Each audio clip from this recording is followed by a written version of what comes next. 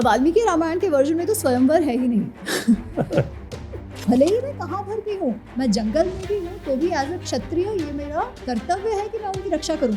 तो वही बात जो विश्वामित्र जी ने जो समझाई है ना, वो राजधर्म की, वो बार बार आती है कि प्रजा के लिए जो भी करना है एक राजा को। वाल्मीकि रामायण में लक्ष्मण रेखा नहीं है। शूर्पणखा को लगता है कि इनके साथ ये जो स्त्री है ना सीता, ये सीता के कारण मेरी बात नहीं मान रहे। अगर सीता को मैं निकाल दूं रास्ते से तो दोनों ही मेरे साथ विवाह कर रहे। ये शूर्पणखा के दिमाग में, तो वो उछल कर सीता माँ को मारने का प्रयत्न करती है। अब वो इतना अच्छा प्रेमी भाई होता तो शूर्पणखा को झूठ बोलने की क्या आवश्यकता पड़ी, और वो भी इस तरीके से ललचा कर। वो हम कहते हैं ना कैरेट डैंगल कर, तो उन्होंने कैरेट क्या डैंगल करा, सीता माँ का रूप।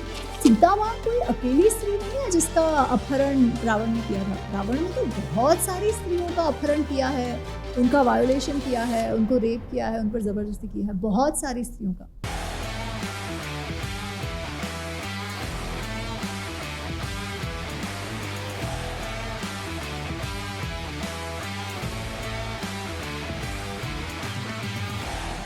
My honor to be here, and thank you very much. Let me have the pleasure of shaking you by the hand, as a Brit would say. नमस्ते। एक और टीजेडी पॉडकास्ट में आप सभी का स्वागत है। और आज हम बात करने जा रहे हैं अमी गणात्रा जी से, और बात होगी वाल्मीकि रामायण पर। आपका स्वागत है अमी जी नमस्ते पॉडकास्ट में। और रामायण वैसे तो विशाल ग्रंथ है, महाभारत जितना विशाल तो नहीं है, लेकिन फिर भी इसको इतिहास कहते हैं, महाकाव्य कहते हैं, तो विशालता तो इसकी है। पश्चिम के किसी भी महाकाव्य से तो कई गुना बड़ा है ही। तो अब वैसे तो कहीं भी आरंभ कर सकते हैं, लेकिन मैं आरंभ करूंगा इसका ताड़का वध से, क्योंकि जो एजेंडा पॉइंट्स आते हैं रामायण के विरोध में, उसमें ताड़का वध भी जो है एक वो प्रधान है। तो ये जो ताड़का वध की घटना है, इसको हमारे वोक एजेंडा के पर्सपेक्टिव से थोड़ा सा व्याख्यापित करें। जी नमस्ते संजय जी, बहुत अच्छा लगता है हमेशा आपसे मिलकर बात कर। तो जय श्री राम आपको और सभी दर्शकों को। ताड़का वध का जो इंसिडेंट है वो एजेंडा के तौर पे लोग बोलते हैं, वो तो एक चीज़ है, पर श्री राम के जीवन में भी इस प्रसंग का बहुत बड़ा महत्व रहा है। और कहीं ना कहीं श्री राम जो राम राज्य की हम बात करते हैं कि वो इतने अच्छे राजा थे, उनका राजधर्म जैसे वो जीते थे, उसके पीछे भी ये प्रसंग बहुत मायने रखता है। तो मैं आपको ब्रीफ में बताती हूँ कि एग्जैक्टली वाल्मीकि रामायण अनुसार इसमें क्या है।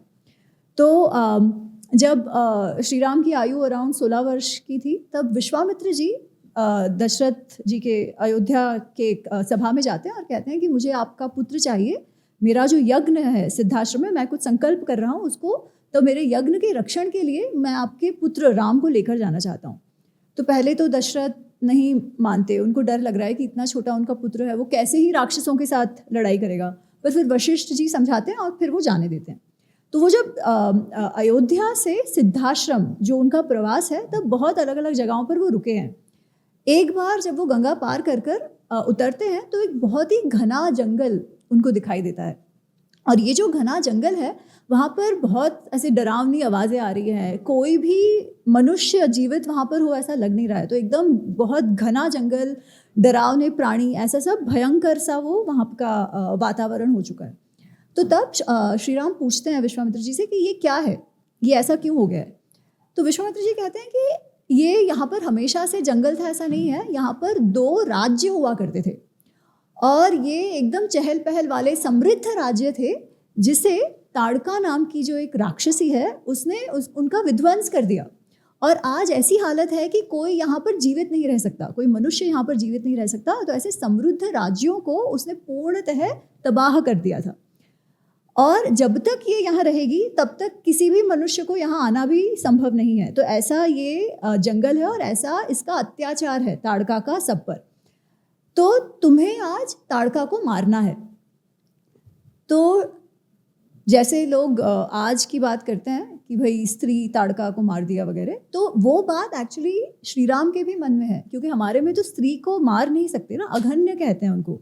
तो वो कहते हैं कि अरे मैं स्त्री का वध कैसे कर सकता हूँ, क्योंकि स्त्री को तो नहीं मारना चाहिए, हमारे शास्त्र भी ये कहते हैं, तो ऐसे कैसे मैं उनको मारूँ। तो विश्वामित्र जी तब उन्हें एक ऐसा पाठ देते हैं, ऐसी शिक्षा देते हैं जो श्री राम ने जिंदगी भर, उनके जीवन भर याद रखा है और अपने प्रत्येक कार्य में उसे निभाया है। तो वो कहते हैं कि नहीं स्त्री वधे कृते घृणा कार्या नरोत्तमा, कि ये जो स्त्री का वध है उसमें तुम्हें कहीं पर भी दया दिखाने की आवश्यकता नहीं है और नहीं करना है ऐसे सोचने की आवश्यकता नहीं है। क्यों? चातुर्वर्ण हितार्थाय, कि आप राजा हो और आपके जो लोग हैं चतुर्वर्ण, सारे आपकी जो प्रजा है उनके हित के लिए आपको काम करना है, और अपने हित के लिए अगर स्त्री वध करना है तो भी उसमें दया मत करो। फिर वो कहते हैं नृशंसम वा प्रजा रक्षण कारणात् पातकम वा सदोषम वा कर्तव्यम रक्षता सताम। कार्य जो आपको करना है एज ए राजा आपको जो कार्य करना है वो अच्छा है बुरा है, उससे पाप लगेगा पुण्य लगेगा, ये सब आपको नहीं करना है। आपको केवल एक ही बात सोचनी है, प्रजा रक्षण, आपके प्रजा का रक्षण, आपके प्रजा के भले के लिए अगर वो कार्य है तो उसे आपको करना है। और प्रजा में वो किसी एक वर्ण की बात नहीं कर रहे, वो कह रहे हैं सभी का, जितने समाज है, जितने कम्युनिटीज है, सबके रक्षण के लिए जो करना है वो करना है। वो फिर आगे कहते हैं राज्य भार नियुक्ता नाम एषः धर्म सनातनः, सनातन धर्म ही ये है कि राज्यभार, जो राजा हैं उनका सनातन धर्म ही ये है, उनका राज धर्म ही ये है कि प्रजा रक्षण के लिए जो भी करना हो वो करना है। और इसलिए वो एंड में कहते हैं अधर्म्याम जहि काकुस्थ धर्मो ही अस्याम न विद्यते, कि काकुस्थ हे राम, इसीलिए इस अधर्मी जो ये स्त्री है इसमें तुम स्त्री मत देखो, इसका अधर्म देखो जिसने सबको इस तरीके से तबाह कर दिया है, और इसका हनन करो क्योंकि इसमें धर्म लेश मात्र भी नहीं है।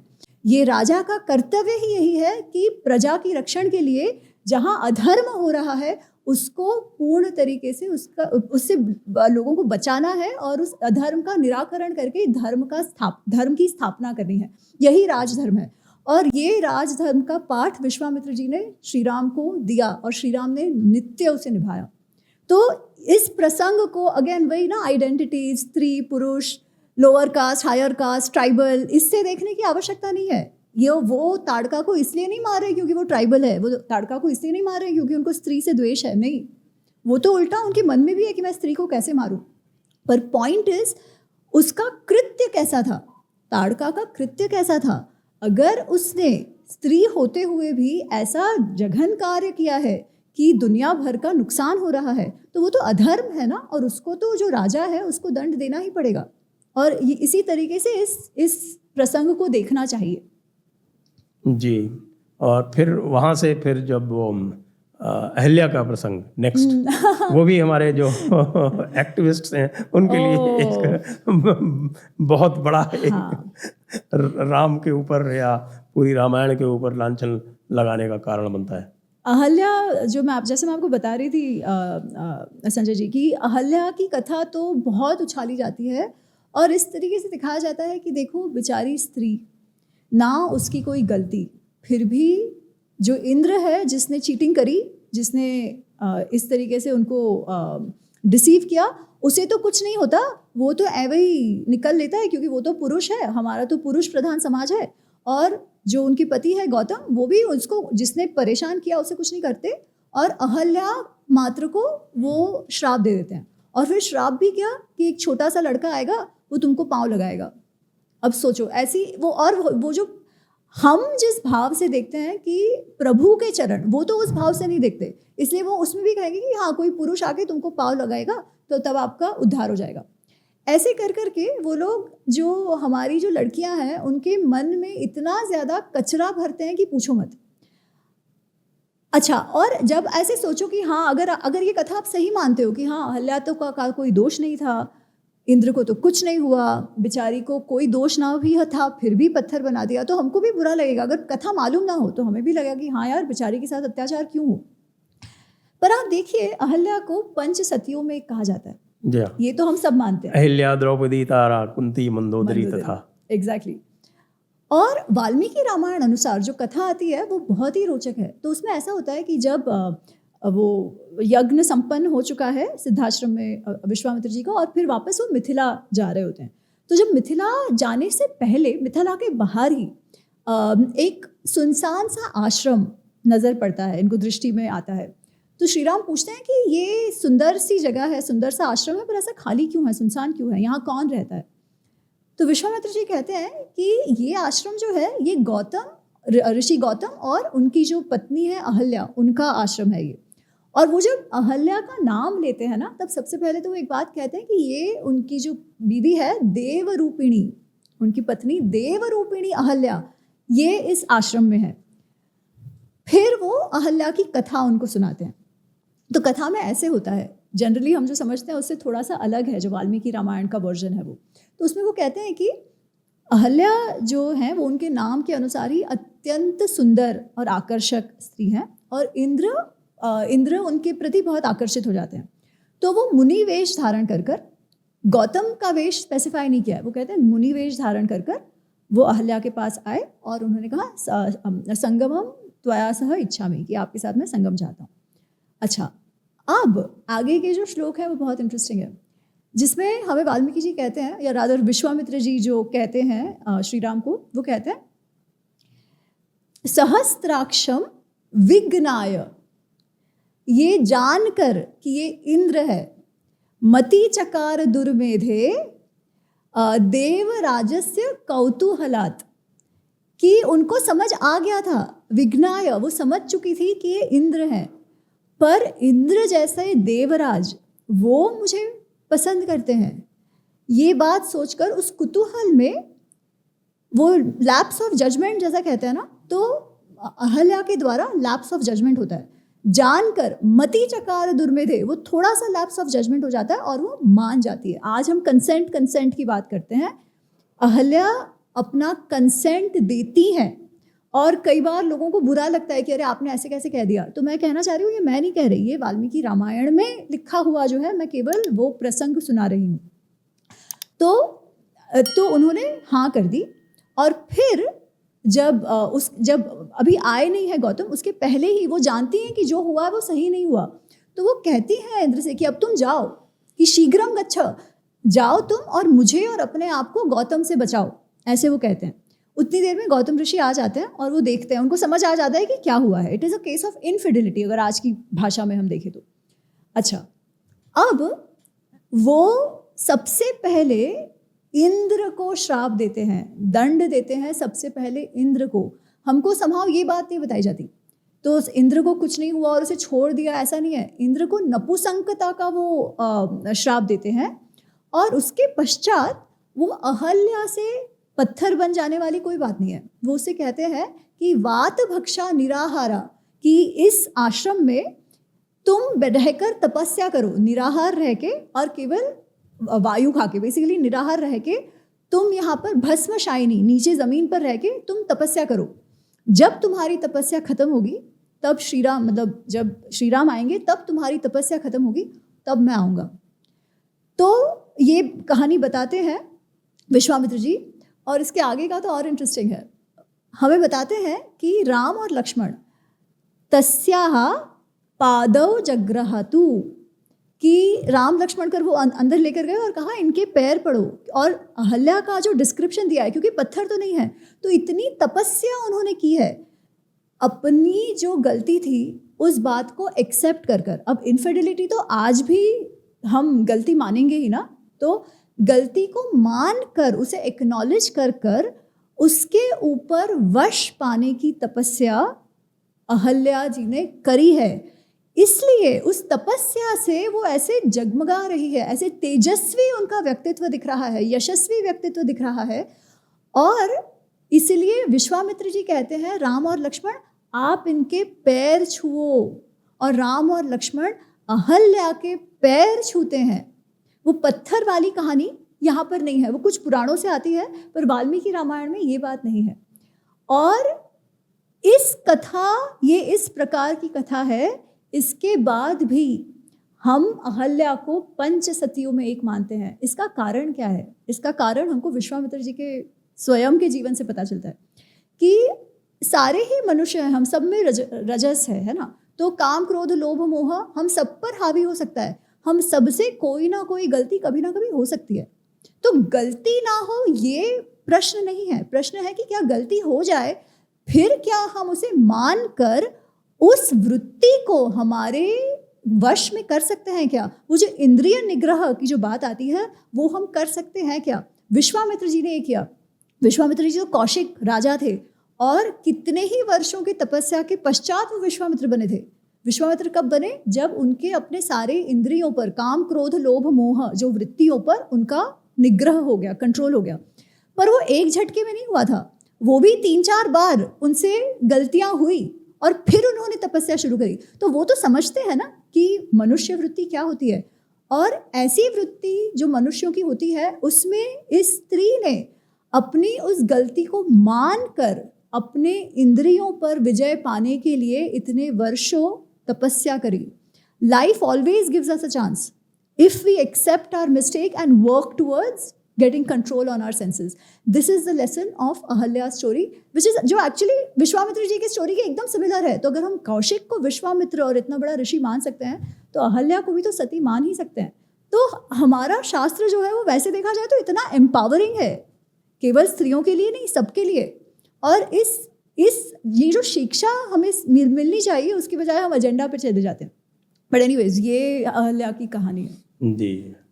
और अहल्या की कहानी के बाद फिर वो जो पूरा जो मिथिला में जो स्वयंवर होता है और वो जो धनुष तोड़ने वाला जो प्रसंग है, तो हम लोग विशेषकर उत्तर भारत में जो वो पूरा जो है वो परशुराम संवाद, रामचरितमानस से हम पढ़ते हैं, तो उसमें और वाल्मीकि रामायण के वर्जन में क्या अंतर है?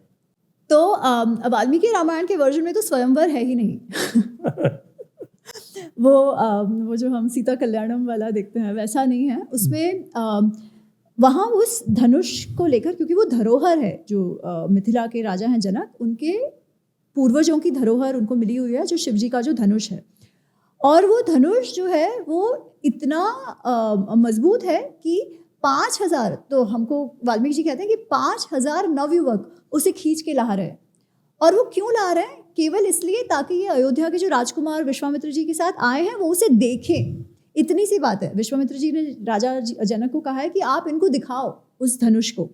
तो वो जो क्षत्रिय कुतूहल होता है वो उस भाव से श्री राम ने वो धनुष उठाया। उन्होंने ये सोच के नहीं उठाया था कि मेरा सीता जी से विवाह हो जाएगा, उन्होंने तो कुतूहल वश से उठाया।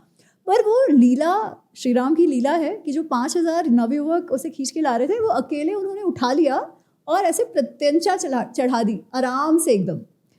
तो जब अब जनक ने ये देखा तब फिर वो कहते हैं, इनफैक्ट उसके पहले भी वो कहते हैं, वो कथा बता रहे होते हैं इस धनुष की, और कहते हैं कि मेरी जो एक पुत्री मुझे भूभि से मिली है उसका नाम है सीता। जब मैं वो ज़मीन जोत रहा था तभी वो मुझसे मिली, तो उसका नाम भी मैंने सीता रखा। और मैंने सीता वो जो फरो होती है, करेक्ट तो मैं वो कर रहा था तब मुझे वो मिली, तो इसलिए मैंने उनका नाम सीता रखा है।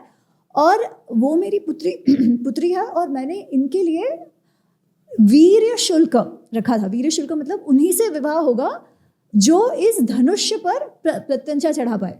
तो श्री राम ने तो प्रत्यंचा भी चढ़ाई और उसे जब खींची तो धनुष्य टूट भी गया। तो फिर वो कहते हैं कि इसलिए अब मैं मेरी पुत्री का आपसे इनसे विवाह कराना चाहता हूँ। तो उसके लिए अब दशरथ जी का भी तो परमिशन चाहिए। तो वहाँ दूत जाते हैं, वो लोग भी बहुत खुश है, वो आते हैं सारे, और चारों भाइयों का, वो 4 बहनों के साथ विवाह संपन्न होता है। जनक और उनके भाई की 2 बेटियां और राजा जनक की 2 बेटियां। वैसे परशुराम जी तब आते हैं वाल्मीकि रामायण में जब ये जो पूरा जो ग्रुप है इनका जो विवाह के लिए अयोध्या से आया था, और जो अब नव विवाहित युगल है वो सब जब वापस जा रहे होते हैं अयोध्या, तब बीच में परशुराम जी आते हैं। और परशुराम जी आकर कहते हैं कि अरे तुम क्या समझते हो अपने आप को? तुमको लगता है कि तुमने बहुत शौर्य का काम कर दिया कि शिवजी का धनुष तुमने तोड़ दिया। अगर सही में पराक्रम है तो तुम इस धनुष पर प्रत्यंचा चढ़ाकर दिखाओ। और परशुराम जी के पास विष्णु जी का धनुष होता है, तो वो विष्णु जी का धनुष उन्हें देते हैं और कहते हैं कि इस पर तुम प्रत्यंचा चढ़ा के दिखाओ, तब मैं तुम्हारा पराक्रम समझूंगा, नहीं तो मुझसे लड़ाई करो। तो तब श्री राम कहते हैं कि मेरा आपको नमस्कार है, मैं आपको जानता हूँ, आप परशुराम जी हैं और आपने 21 बार क्षत्रियों का खात्मा करा है। आपके पराक्रम से मैं अवगत, मैं जानता हूँ आपका पराक्रम ये है, पर आप भी मुझे कम ना समझिए, मुझे मेरे पराक्रम पर भी उतना ही विश्वास है। और वो विष्णु जी का वो चढ़ाते हैं, लेते हैं वो धनुष और उस पर प्रत्यंचा चढ़ाते हैं। तो जब प्रत्यंचा चढ़ाते हैं तब परशुराम जी समझ जाते हैं कि भाई ये तो विष्णु अवतार ही हैं स्वयं, तो वो शांत भी हो जाते हैं। पर अब प्रत्यंचा चढ़ा दी है, बाण उस पर लगा दिया है, तो वो वेस्ट नहीं कर सकते। तो इसलिए श्री राम फिर उनसे पूछते हैं कि अब आप बताओ कि मैं क्या करूं, आपकी जो पुण्य है उनका मैं इससे खात्मा करूं या आपकी जो आने जाने की गति है उसका मैं खात्मा करूं, क्योंकि ये वेस्ट नहीं जा सकता, क्योंकि आपको तो मैं मारना नहीं चाहता, आपको तो मैं मारूंगा नहीं। तो वो कहते हैं कि नहीं, आने जाने की मेरी गति तो आप मत लो, क्योंकि मैं कहीं से इस पर्वत से उस पर्वत कभी भी कहीं पर जा सकता हूँ, तो वो मेरी गति मत लो, मेरे पुण्य को आप क्षय कर दो। ऐसी वो कथा आती है। और जनरली जो टीवी में दिखाया जाता है उसमें यह है कि लक्ष्मण गुस्सा हो जाते हैं। वो तो रामचरितमानस का प्रसंग है हाँ, पूरा का तो पूरा। इसमें लक्ष्मण जी बिल्कुल गुस्सा नहीं होते। इनफैक्ट वो जो पूरा लक्ष्मण परशुराम संवाद जो है वो तो रामचरितमानस का एक बड़ा रोचक प्रसंग है। हाँ, पर इसमें लक्ष्मण जी कुछ नहीं कहते, इसमें डायरेक्ट श्री राम ही निपट लेते हैं। उन्होंने ही बात करी है, और उसमें भी वो जो उनका विश्वास है, जो एजर्टिवनेस है, एजर्टिवनेस वाइल बीइंग रिस्पेक्टफुल, वो बिल्कुल भी कुछ बुरा नहीं कहते हैं, बट वो क्या है, उनके शौर्य पर भी उनको कितना पराक्रम है वो दिखाते भी हैं। तो जो परशुराम जी का अहंकार जो है वो उन्होंने तोड़ा है अपने पराक्रम से, ऐसा वो प्रसंग है। अब जब और आगे चलते हैं और फिर आता है श्री राम के राज तिलक और वनवास का प्रसंग, तो उसमें जो कैकेयी और मंथरा का जो उसमें पात्र है वो वाल्मीकि जी उसका चित्रण कैसे करते हैं? तो मंथरा जो है ना, मंथरा बचपन से कैकेयी के साथ है। कैकेयी के साथ जो वो अपने देश से जो आई थी तब से वो कैकेयी के साथ है, ऐसे माता जैसा उनका संबंध है। ठीक है वो उनकी दासी, पर बचपन से उन्होंने ध्यान रखा है।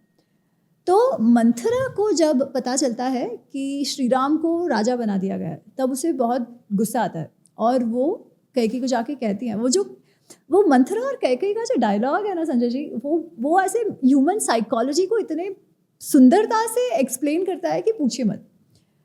तो मंथरा क्या जाके कहती है? मंथरा जाके कहती है, अरे ये देखो क्या हो गया, तुम्हारे पति जो है वो तो हमेशा ऐसे बात करते हैं जैसे तुम उनकी फेवरेट क्वीन हो, और जब राज्य का सिंहासन देने की बात आई तो तुम्हारे पुत्र का कुछ नहीं देखा और वो कौशल्या के पुत्र को बना दिया। ठीक है, अच्छा, अब उसके दौरान, उस कॉन्वर्सेशन के दौरान हमें जो कैकेयी और कौशल्या माँ का जो डायनामिक्स है ना वो भी थोड़ा समझ आता है। अच्छा, अब फैक्ट क्या है कि क्या कैकेयी माँ को श्री राम के प्रति कुछ दुर्भाव था? नहीं, कैकेयी माँ को बहुत प्रेम था श्री राम के प्रति, और श्री राम को भी कैकेयी माँ के प्रति बहुत प्रेम था। ठीक है, तो इसीलिए जब सबसे पहले मंथरा आके ऐसा कहना शुरू करती हैं तो कैकेयी माँ कहती हैं कि अरे इसमें क्या हो गया, ये तो खुशखबरी है कि मेरा राम है, मेरा राम राजा बनने वाला है, ये तो बहुत अच्छी बात है, तुमको क्या चाहिए, मैं कैसे तुम्हें खुश करूँ, ये लो मेरे गहने ले लो। जैसा वो टीवी में दिखाया ये एग्जैक्टली वैसे ही है। तो वो कहती है कि तुम्हें अक्ल है, तुम्हारी तो मति फूटी हुई है, तुम्हें तो कुछ समझ नहीं आ रहा। जब तुम्हारे बेटे के पास कुछ नहीं होगा और कौशल्या तुमसे और महान हो जाएगी, राजा की माँ हो जाएगी, राजमाता हो जाएगी, सब कौशल्या माँ को भाव देंगे ना, तब तुम्हें समझ में आएगा कि तुम क्या बेवकूफ़ी कर रही हो। तभी भी उन्हें ज़्यादा कुछ नहीं लगता, धीरे धीरे उनका मन बदल रहा है, क्योंकि हर बार मंथरा कौशल्या माँ का एग्जाम्पल दे रही है, वो श्री राम के विषय में कुछ खराब नहीं कह रही। ठीक है, इतना वो। और इसमें संभवतः यह है कि उस समय तक कैकेयी की जो पोजीशन थी वो नंबर 1 की हुआ करती थी, हालांकि वो छोटी थी, क्योंकि जो राजा है कैकेयी छोटी थी और बहुत सुंदर थी। तो दशरथ राजा जो थे उनका वो बहुत आसक्त थे कैकेयी माँ में, इसलिए अधिकतर समय भी वो उन्हीं के साथ बिताते थे। तो सबको ये था कि ये फेवरेट क्वीन है, ये कैकेयी माँ को भी मालूम था और बाकी सभी रानियों को भी पता था कि भाई हाँ, उनके प्रति ये ज़्यादा आसक्त है। इसलिए वो मंथरा कहती हैं कि आते तो रोज़ तुम्हारे पास है, समय तुम्हारे साथ स्पेंड करते हैं, दिखाते सबको ऐसा है कि तुम उनकी फेवरेट हो, तुम उनकी पसंदीदा हो, पर जब कुछ देने की बात आई तो कौशल्या को देने का उन्होंने निर्णय लिया। अच्छा, उसके बाद वो मंथरा ये भी कहती है कि देखा, वो तो उनके साथ मस्ती करना चाह रहे हैं, और तुम्हारा तो कुछ नहीं होने वाला, तुम्हारा हो गया, टाइम खत्म, तुम्हारे बेटे का भी कुछ नहीं होगा, तुम्हारा भी कुछ नहीं होगा। तभी तक भी वो मान नहीं रही, उसके मन में थोड़ा थोड़ा जा रहा है, बट फिर भी she is not yet convinced. Final blow तब होता है जब मंथरा बोलती है, तुम याद करो, तुम्हें अब तक जो इतना भाव मिलता है राजा से, तुम कौशल्या के साथ कैसा व्यवहार करती हो। अब जब कौशल्या को वो पोजीशन मिल जाएगी, तुम्हारे साथ क्या होना है सोच लो।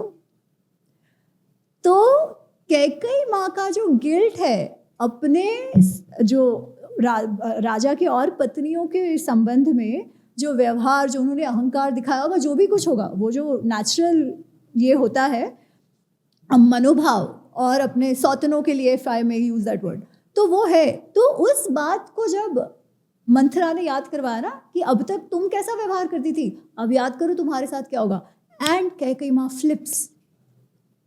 अभी तक जो वो श्री राम के प्रति का प्रेम, अरे नहीं श्री राम मेरे बेटे को भी अपने भाई जैसा ही मानते हैं, कुछ नहीं होना, ये सारा चला जाता है।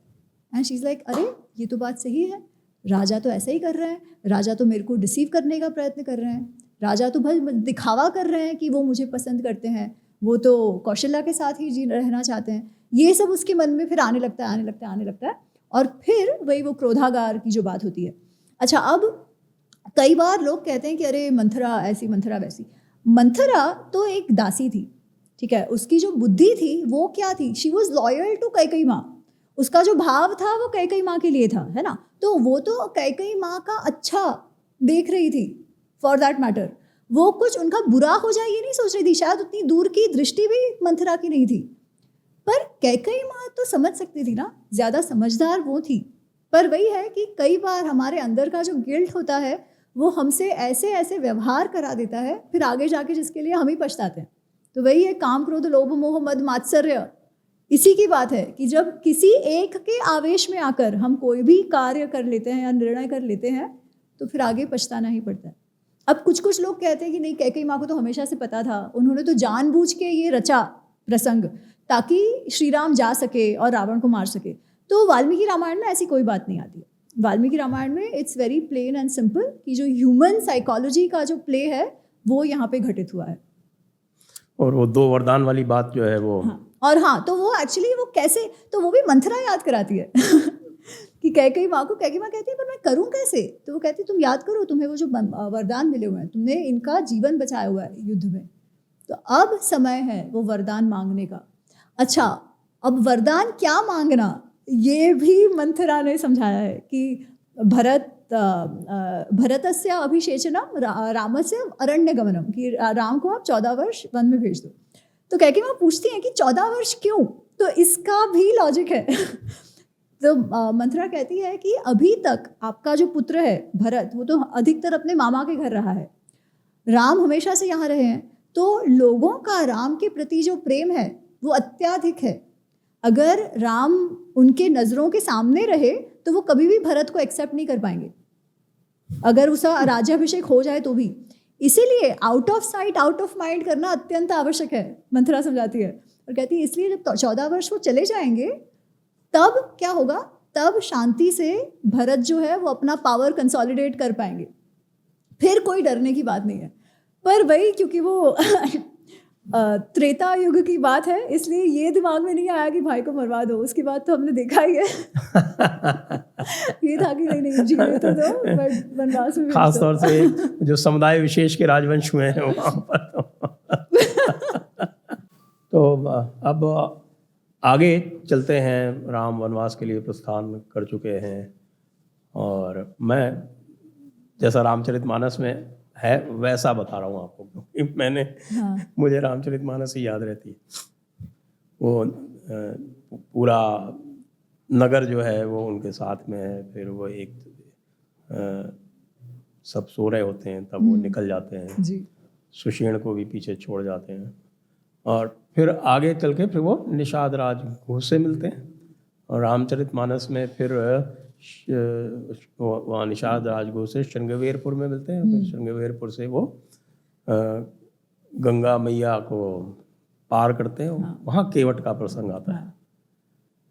तो वो जो केवट का प्रसंग है वो थोड़ा विस्तार से बताएं, क्योंकि वो जो स्थान है जो मैं जिस तरह से उसकी वो भूगोल देखता हूँ, क्योंकि जो प्रसंग आया वो ये केवल गंगा को पार करने का आया है। चित्रकूट जाने के लिए जहाँ श्रृंगवेरपुर से वहाँ से चित्रकूट जाएंगे तो गंगा जमुना दोनों पार करनी पड़ेंगी। पहले आप गंगा पार करेंगे, फिर आप जमुना पार करेंगे, तब आप चित्रकूट पहुँचेंगे। लेकिन वो केवल गंगा पार करते हैं, तो संभवतः ये स्थान जो है संगम के बाद का है। और वहाँ केवट का प्रसंग आता है। तो वाल्मीकि रामायण में कैसे इसको चित्रित किया है? तो वाल्मीकि रामायण ने केवट के प्रसंग तक एग्जैक्टली ऐसा ही है, पर केवट की बात नहीं है उसमें। वो ये कि वो उनको गंगा पार करा देते हैं, दैट्स इट, उतने पे ही वो समाप्त हो जाते हैं। पर निषाद राज गुह्य से जब वो मिलते हैं ना, वो प्रसंग भी बहुत रोचक है कि वो जो निषाद राज हैं, है ना, उनके मित्र हैं, तो उनको ऐसे गले लगाते हैं, वो अच्छे से गले लगाते हैं। तो कई बार हम कहते हैं कि अरे छुआछूत वगैरह, ऐसा तो कुछ भी नहीं है। वो उनको अच्छे से प्रेम से गले लगाते हैं। निषाद राज इनफैक्ट उनको कहते हैं कि आप अयोध्या में नहीं रह सकते, कोई बात नहीं, आप श्रृंगवेरपुर चलिए मेरे साथ, आप मेरे शहर में आके रहिए। और वो कहते हैं कि नहीं, क्योंकि मैं वनवास में हूँ, मैं किसी भी शहर में नहीं रह सकता, इसलिए मैं शहर में नहीं रहूँगा, मैं यहीं पे रहूँगा और मैं खाऊंगा पीऊँगा भी कुछ नहीं, क्योंकि जो व्रत मेरा है वो है, आप मेरे घोड़ों के लिए कुछ, क्योंकि उनको वो सुमंत्र छोड़ने आए हैं ना, वो घोड़ों के साथ, वो तब तक वो रथ पर आए हैं, फिर गंगा मैया के आगे जब जाते हैं तब फिर वहाँ से वो चल के जा रहे हैं, तब फिर वो चित्रकूट तक पहुँचने वाला पूरा चल के है, पर यहाँ तक वो रथ से आए। तो कह रहे हैं कि प्लीज़ मेरे जो घोड़े हैं उनके लिए कुछ खाने पीने का प्रबंध कीजिए, क्योंकि वो बहुत थक गए हैं, पर मैं तो कुछ नहीं लूँगा। और उस वहाँ पर वो जटा वगैरह बनाते हैं, वो भी वहीं पे होता है। तो केवट का प्रसंग उसमें स्पेसिफिकली नहीं आता है। फिर चित्रकूट में तो प्रसंग जो है वो रामचरितमानस में तो बहुत लंबा नहीं है। फिर भरत आ जाते हैं चित्रकूट में, और उसके बाद फिर वो चले जाते हैं दंडकारण्य में जी। वो प्रसंग आया है, तो वो भरत वाला जो प्रसंग है वो कैसे बताया है वाल्मीकि जी ने? तो भरत को तो पता ही नहीं है कि ऐसा सब हो चुका, उनको तो कि राम जी का वनवास हो चुका ये भी नहीं मालूम था, और उसके पश्चात जो दशरथ जी की मृत्यु हो गई ये विषय में भी वो नहीं जानते। पर जब मृत्यु हो गई तो अब दाह संस्कार करना है, क्योंकि राम लक्ष्मण तो है नहीं, तो अब कैसे? तो वशिष्ठ ऋषि जो है वो एक दूत को भेजते हैं और बुलवा लेते हैं शत्रुघ्न और भरत दोनों को कि भाई आप आ जाओ। तब भरत को लगता है कि कुछ ना कुछ तो गड़बड़ है, और अब वो जब आ गए हैं तब उनको ना राजा दिखाई दे रहे हैं, ना श्री राम दिखाई दे रहे हैं, ना लक्ष्मण दिखाई दे रहे हैं। तो वो अपने माता जी से पूछते हैं, वो कैकेयी माँ से पूछते हैं सब कहाँ गए। अच्छा, अब तब तक कैकेयी माँ को लग रहा है कि देखा भरत तो जैसे आएगा वो सुनेगा कि मैंने पूरा अयोध्या उसके लिए ले लिया, तो वो बहुत खुश हो जाएगा। पर ऐसा नहीं होता है। भरत को जब पता चलता है कि मेरी माता के कार्यों के कारण उन्होंने ये निर्णय लेने को मेरे पिताजी को मजबूर करा कि श्री राम को वनवास भेज दिया जाए, और इस दुख में, श्री राम को भेजने के दुख में मेरे पिताजी का देहांत हो गया। तो वो एक और इसमें थोड़ा सा यहीं पर, जैसे कि रामचरितमानस में ये है कि दशरथ अपने मुंह से नहीं कहते हैं, हाँ, और राम जो हैं वो ऐसा ही है, उनके वरदान का मान रखने के लिए, हाँ, और लोग उनको कहते भी हैं कि भाई दशरथ जी ने तो आपको कुछ नहीं कहा, आप क्यों जा रहे हैं। हाँ, तो ये प्रसंग जो है ना, ये एक्चुअली बहुत न्यूएंस्ड है वाल्मीकि रामायण में। उसमें कैसे होता है कि कहते दशरथ कुछ नहीं है, कहती कैकेयी माँ है। जब वो श्री राम को बुलाते हैं जब उनके कैकेयी माँ के कक्ष में, तब वहाँ दशरथ बैठे हैं, चेहरे से रंग उनका उड़ गया है, कुछ कहने के स्थिति में वो नहीं है, और उनको देखते ही श्री राम एकदम चिंता में पड़ जाते हैं कि भाई क्या हुआ पिताजी, आपकी ऐसी हालत क्यों है। और कैकेयी माँ कहती हैं कि वो तो आपको कुछ नहीं बोल पाएंगे, पर उन्होंने मुझे ये प्रॉमिस दिया हुआ है जिसके अनुसार भरत का अभिषेक होगा और आपको वन में जाना है। तो श्री राम कहते हैं कि अरे मैं तो, और कैकेयी माँ उनसे कहती हैं और आप मना नहीं कर सकते, तो ही मैं आपको बताऊंगी वो क्या कहना चाह रहे हैं, वो मैं तभी बताऊंगी अगर तुम मना ना करो इस बात का। तो श्री राम कहते हैं कि इसमें पूछने की भी क्या बात है, मैं कभी भी एक बार जो मैंने कह दिया उससे पीछे तो वैसे भी नहीं हटूंगा, तो मैं तो कर ही दूंगा, इसमें तो कौन सी बात है। तो फिर वो जब कहते हैं कि हाँ वनवास आपको जाना पड़ेगा, तो वो तुरंत ही एवं अस्तु ये कह देते हैं और तैयारी करना शुरू कर देते हैं जाने की। पर हम जनरली ये समझते हैं कि पिताजी का वरदान का मान रखने के लिए उन्होंने वनवास तुरंत एक्सेप्ट कर लिया। ये बात सत्य है। वाल्मीकि रामायण में इसके और एक आध लेयर दिए हुए हैं और वो इतने सुंदर, उसका जो दर्शन उन कथाओं का है वो इतना सुंदर है कि मैं यहाँ पे थोड़ा सा टाइम लेके वो बताती हूँ। तो होता ये है कि श्री राम तो चल दिए कि हाँ मैं जा रहा हूँ, पर लक्ष्मण को बहुत गुस्सा आया। वो कह रहे हैं कि ऐसे कैसे आप मान गए, आपको किस कारण वनवास मिल रहा है, आपने कोई दंड किया, आपने कोई ऐसा कार्य किया है जिसके लिए दंड मिलना चाहिए? नहीं, आपको राजा बनाने का निर्णय केवल अपने पिताजी का नहीं है, क्योंकि जब वो निर्णय लिया जाता है तब सभा बैठती है, तो प्रॉपर सभा बैठती है, कंसेंसस बनता है, तब जाके श्री राम का नाम पर वो थप्पा लगता है कि हाँ नहीं, श्री राम ही हमें राजा चाहिए। अयोध्या के जो भी मंत्री हैं, जो लोग हैं, वो सब मिलकर श्री राम को राजा बनाना चाहते हैं। ठीक है, तो लक्ष्मण कहते हैं कि ये जो निर्णय है वो तो प्रजा का है, राजा और केवल दशरथ जी आपको राजा बनाना चाह रहे हैं ऐसा नहीं है, तो आप किस कारण से आपको ये दंड भुगतना पड़ेगा? केवल इसलिए क्योंकि अपने पिताजी जो है वो कैकेयी माँ में आसक्त है। वो यहाँ तक कहते हैं कि क्योंकि कैकेयी माँ में आसक्त हैं इसलिए वो ऐसा अन्याय करने को तैयार हो गए, ये तो गलत है। और अगर राजा भी ये काम करता है, गलत निर्णय लेता है, अन्याय करता है, तो जो क्षत्रिय है उसका ये कर्तव्य है कि वो उस राजा को भी दंड दे। तो आपका अधिकार है अयोध्या पर, क्योंकि अयोध्या आपको चाहती है। तो बध्यताम वा, वो कहते हैं कि अगर ज़रूरत पड़ी तो हमें दशरथ जी को ये पकड़कर जेल में डाल देना चाहिए या उनका वध भी कर देना चाहिए, क्योंकि गुस्से में है ना उस समय लक्ष्मण। तो वो कहते हैं क्योंकि आपका तो कोई दोष ही नहीं था जिसके लिए आपको दंड मिल रहा है। तो श्री राम लक्ष्मण को समझाते हैं कि उन्होंने वनवास जाने का क्यों एक्सेप्ट करा, स्वीकार क्यों करा उन्होंने। वो कहते हैं पहली बात तो मुझे जो राज्य मिला है वो भी वैसे तो पिताजी के कारण है ना, और पिताजी हैं, उनकी प्रत्येक बात मानना मेरा कर्तव्य है, पुत्रों का कर्तव्य होता है, और उन्होंने वो वरदान दिया है तो उनका मान रखने के लिए बेसिकली उन्होंने कहा है तो मुझे जाना है। दूसरा वो कहते हैं तुमने देखा कि पिताजी भी बहुत खुश नहीं है इस जो घटित हुई है उस घटना से। अगर मैं ना जाऊं तो वो मुझे कुछ बोलेंगे नहीं, मैं कह दूं कि मैं नहीं जा रहा तो वो मुझे बोलेंगे नहीं कुछ, परंतु उनके मन में वो जो गिल्ट है ना कि मैंने कैकेयी माँ को वरदान दिया था वो अब असत्य होगा, ये वो जो गिल्ट है वो उनको मार लेगा। मैं ये करना नहीं चाहता, मैं अपने पिता को ऐसे गिल्ट में नहीं डालना चाहता। पर वो कहते हैं उससे भी मुख्य एक बात है, श्री राम कहते हैं आज के दिन तक मुझे ये याद नहीं कि मैंने ऐसा कोई भी कार्य किया हो जिससे कैकेयी माँ को दुख पहुँचे। मैंने कभी भी अपनी माता में और कैकेयी माँ में कोई फर्क नहीं करा है। उससे भी बड़ी बात यह है कि कैकेयी माँ ने कभी मेरे प्रति और भरत के प्रति कुछ फर्क नहीं करा है। वो मुझसे अत्यंत प्रेम करती हैं, तो उनके दिमाग में ये भाव आए कि मुझे दुख पहुँचे, ये रैशनली जस्टिफाइबल नहीं है।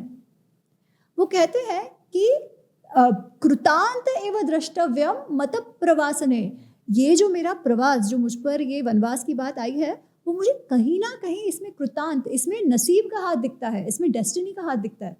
और वो कहते हैं कई बार जीवन में जब ऐसे प्रसंग आ जाते हैं ना, कैसे असंकल्पितम, कि कुछ सोचे बिना, आपको पता नहीं है कैसे हो गया, और आकस्मिकम, अभी उनका युवराज बनना था, अभी उनको राजा बनना था और मुंह तक वो दिवाला आते आते छिन गया, अभी घंटे भर के अंदर उनका राज्याभिषेक हो जाता और यहाँ वो वन में जा रहे हैं। तो वो कह रहे हैं जब ऐसी परिस्थिति हो ना, तो हमें वो अपना जो डेस्टिनी है, जो अपना नसीब है, प्रारब्ध है, उसके साथ लड़ना नहीं चाहिए, क्योंकि क्या पता प्रारब्ध ने ये टर्न क्यों दिया है, वो तभी ही पता चलेगा जब हम उस परिस्थिति को स्वीकार करेंगे और उसके अनुसार चलते जाएंगे एंड देखेंगे कि है क्या आगे। तो ये परिस्थिति वैसी है जो रैशनली पास्ट डेटा से, पास्ट व्यवहार से हम इसका कोई समझ नहीं कर सकते कि ऐसा क्यों हो गया, ऐसा कैसे भाव बदल गया कैकेयी माँ का मेरे विषय। तो ये तो डेफिनेटली ही इसमें प्रारब्ध का हाथ है, और मैं प्रारब्ध से लड़ना नहीं चाहता, देखते हैं क्या होता है आगे। अच्छा, फिर लक्ष्मण कहते हैं कि नहीं, प्रारब्ध तो केवल कायर प्रारब्ध की बात करते हैं वगैरह वगैरह, वो अपना है, बट ये एक बात है। और मुझे ये प्रसंग इसलिए इतना पसंद है क्योंकि आप देखिए, आप कोई भी जो बहुत ज़्यादा सफल व्यक्ति की जीवनी पढ़ेंगे ना, तो सबके जीवन में ऐसा कोई ना कोई प्रसंग आया होता है, असंकल्पितम आकस्मिकम, कि सोचा भी नहीं होता वैसा, और उस परिस्थिति से या तो वो और नीचे गिरे या उसका स्वीकार कर कर आगे बढ़ें और कुछ और करें, और जीवन एक नई दिशा पर ही उन्हें ले जाता है। और आज जो वो है वो उस समय जो फेलियर लग रहा है, जो ऐसे लग रहा है कि सब खत्म हो गया, उस परिस्थिति के कारण वो जो कर पाए वो कर पाए, है ना। तो ये हम जो मोटिवेशनल लेसन्स बोलते हैं, इससे बढ़कर कौन सा है, कि इससे बढ़कर तो कोई लेसन क्या ही हो सकता है कि हम फेलियर्स के साथ कैसे डील करें। तो ये प्रसंग वाल्मीकि रामायण में और डिटेल में है, जो उनका संवाद है वो बहुत ही डिटेल में दिया हुआ है। जी, फिर भरत मिलाप। फिर भरत मिलाप, हाँ। तो फिर भरत जी को जब पता चलता है कि ऐसे ऐसे हुआ है, तो वो बहुत गुस्सा होते हैं और बहुत ही क्रोधित होते हैं, और कैकेयी माँ को वो डांटते हैं। वो कहते हैं कि मुझे शर्म आ रही है कि आपको माँ कहते हुए, आपको लग रहा है आपने बहुत अच्छा काम किया, पर ऐसा नहीं है, मुझे ये कुछ नहीं चाहिए, मैं ये कुछ चाहता ही नहीं हूँ, मैं जाके मेरे भाई को वापस ला रहा हूँ। तो जब बेटे का ऐसा जो रिएक्शन है वो देख के तो ऑब्वियसली कैकेयी माँ को बहुत दुख होता है। उन्होंने ये एक्सपेक्ट ही नहीं किया था।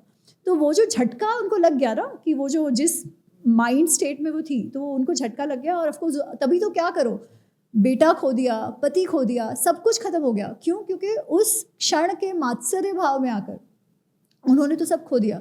पर भरत कहते हैं कि नहीं, कुछ नहीं करना, मैं तो जाऊंगा, श्री राम को वापस लेके आऊँगा। फिर तीनों माताएं भी जाती हैं और जो पूरी सेना के साथ भरत चल देते हैं। और जब वो चल देते हैं तो सबसे पहले वो भी उसी रास्ते से जाते हैं, वो निषाद राज को के श्रृंगवेरपुर से वगैरह। तो जब निषाद राज को पता चलता है कि भरत आ रहे हैं, तो सबसे पहले तो वो कहते हैं कि अरे ये अवश्य ही श्री राम, अभी भी शांति नहीं मिली है इनको, ये श्री राम को मारने जा रहे होंगे। तो सबसे पहले वो अपनी सेना को कहते हैं आप तैयार रहो, मैं इसका सामना करूंगा। पर भरत जो है वो तो उस भाव से नहीं आ रहे, तो वो तो ढूंढते ढूंढते आ रहे हैं इनको कि भाई कहाँ गए मेरे भाई, आपको पता है क्या। फिर जब उनको कन्विंस हो जाते हैं निषाद राज की नहीं इनका भाव सही है, फिर वो और जैसे श्री राम को वो गंगा मैया पार कराई थी, वैसे पूरी जो इनकी सेना है, सारी माता हैं, सबको लेके कुछ 500 नाव है जिनसे इनको पार कराते हैं पूरी सेना को। और फिर आगे वो चित्रकूट पहुंचते हैं, जो हमें पता है। और चित्रकूट पहुंच के वो वही कहते हैं कि नहीं आप मेरे साथ चलिए, कि मैं आपको ले जाने आया हूँ, क्योंकि मैं ही नहीं चाहता, ये राज्य तो मेरे लिए था ना, मैं नहीं चाहता, ये राज्य आपका ही है।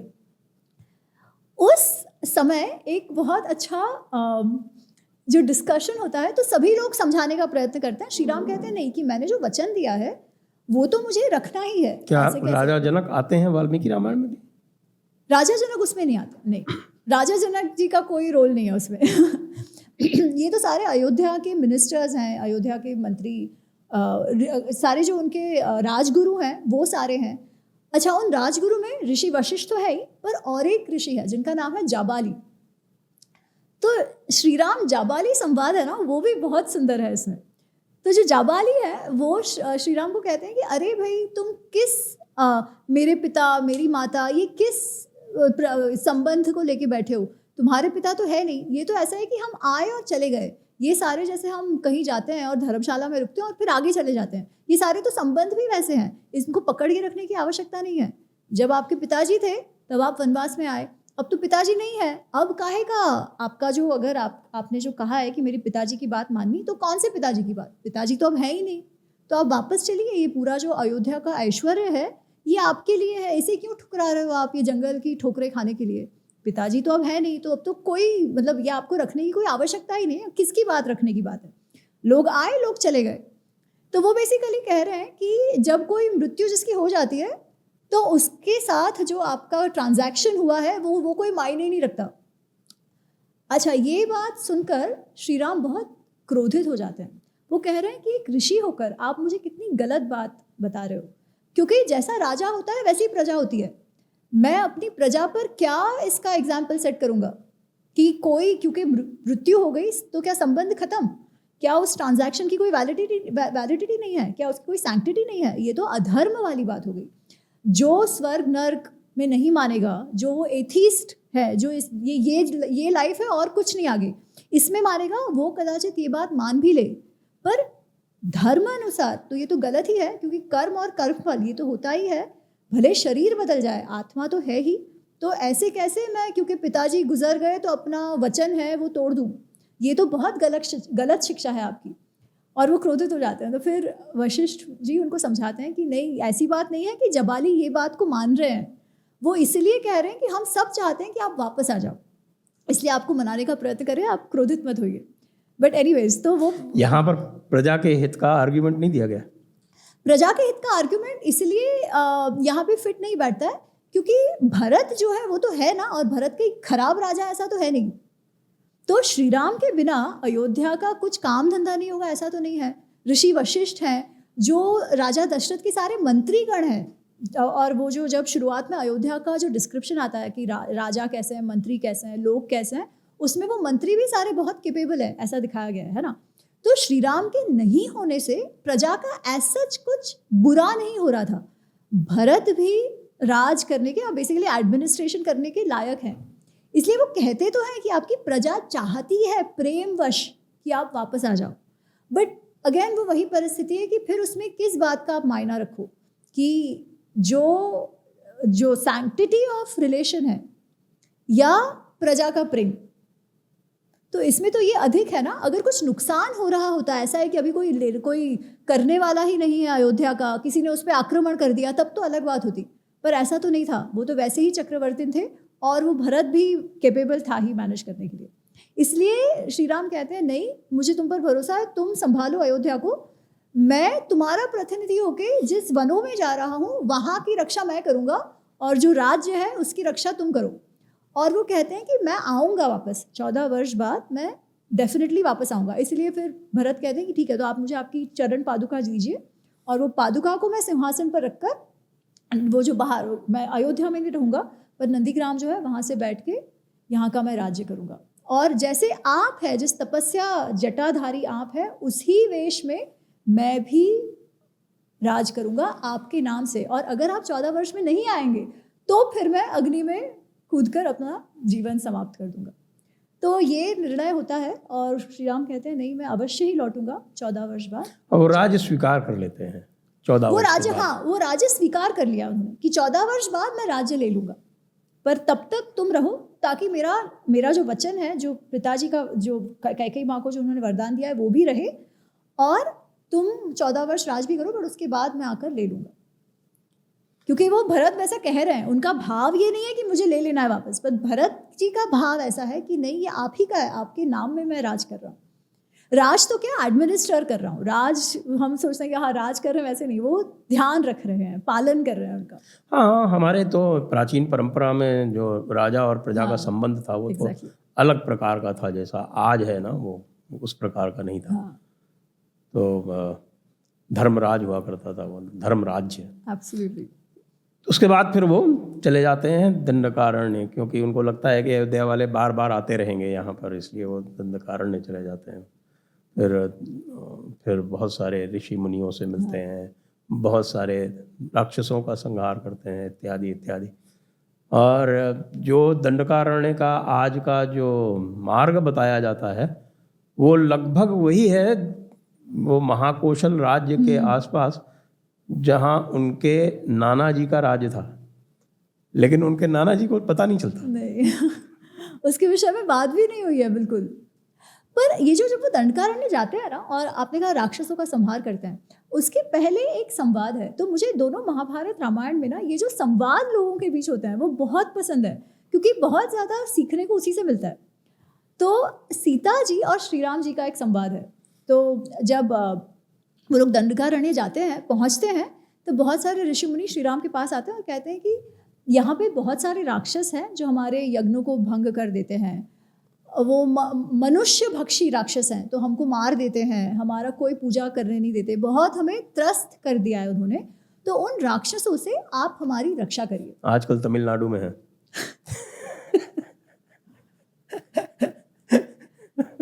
सनातन धर्म, सनातन एक कारण से है ना, राज्यभार नियुक्ता नाम एषः धर्म सनातन, जो कहा ये सनातन धर्म है। लोग कितने आए कितने चले गए संजय जी, क्या ही वो कर पाए, है ना। तो बोलने वालों को तो क्या है, बहुत असुरों ने और राक्षसों ने प्रयत्न करा पर धर्म संस्थापनार्थाय संभवामि युगे युगे।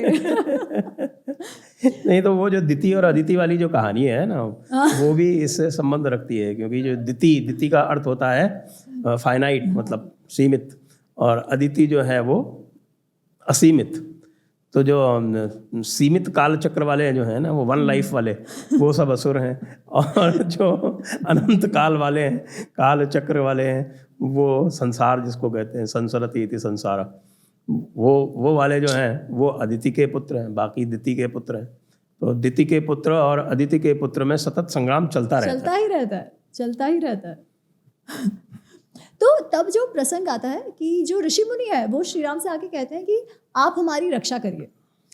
और ऋषि मुनि उनसे गिड़गिड़ा के नहीं कह रहे, ऋषि मुनि उनसे कह रहे हैं आप राजा हैं, आप चक्रवर्ती राजा हैं, और आप यहाँ पर भी राजा ही है हमारे लिए। तो जब एक राजा टैक्स लेता है, कर जब वसूलता है, तो उसके सामने वो प्रजा को ये वचन देता है कि मैं तुम्हारा ही रक्षा करूँगा।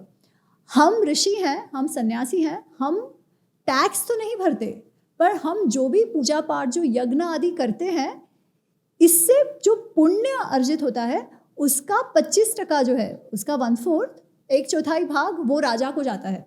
क्योंकि वो राजा ने ऐसी परिस्थिति निर्माण करी है, ऐसी स्थिति निर्माण करी है जिसके कारण हम शांति से ये कर पाए। तो हमारे पुण्य का 25% भाग आपको मिलता है, इसलिए आपका ये कर्तव्य है कि आप हमारी रक्षा करें। अच्छा, श्री राम तो वैसे भी करने ही वाले थे, तो उन्होंने कहा कि हाँ ठीक है, आप मेरे शरण में आए हैं, मैं आपकी रक्षा करूँगा और यहाँ जो राक्षस है उनका मैं संहार करूँगा।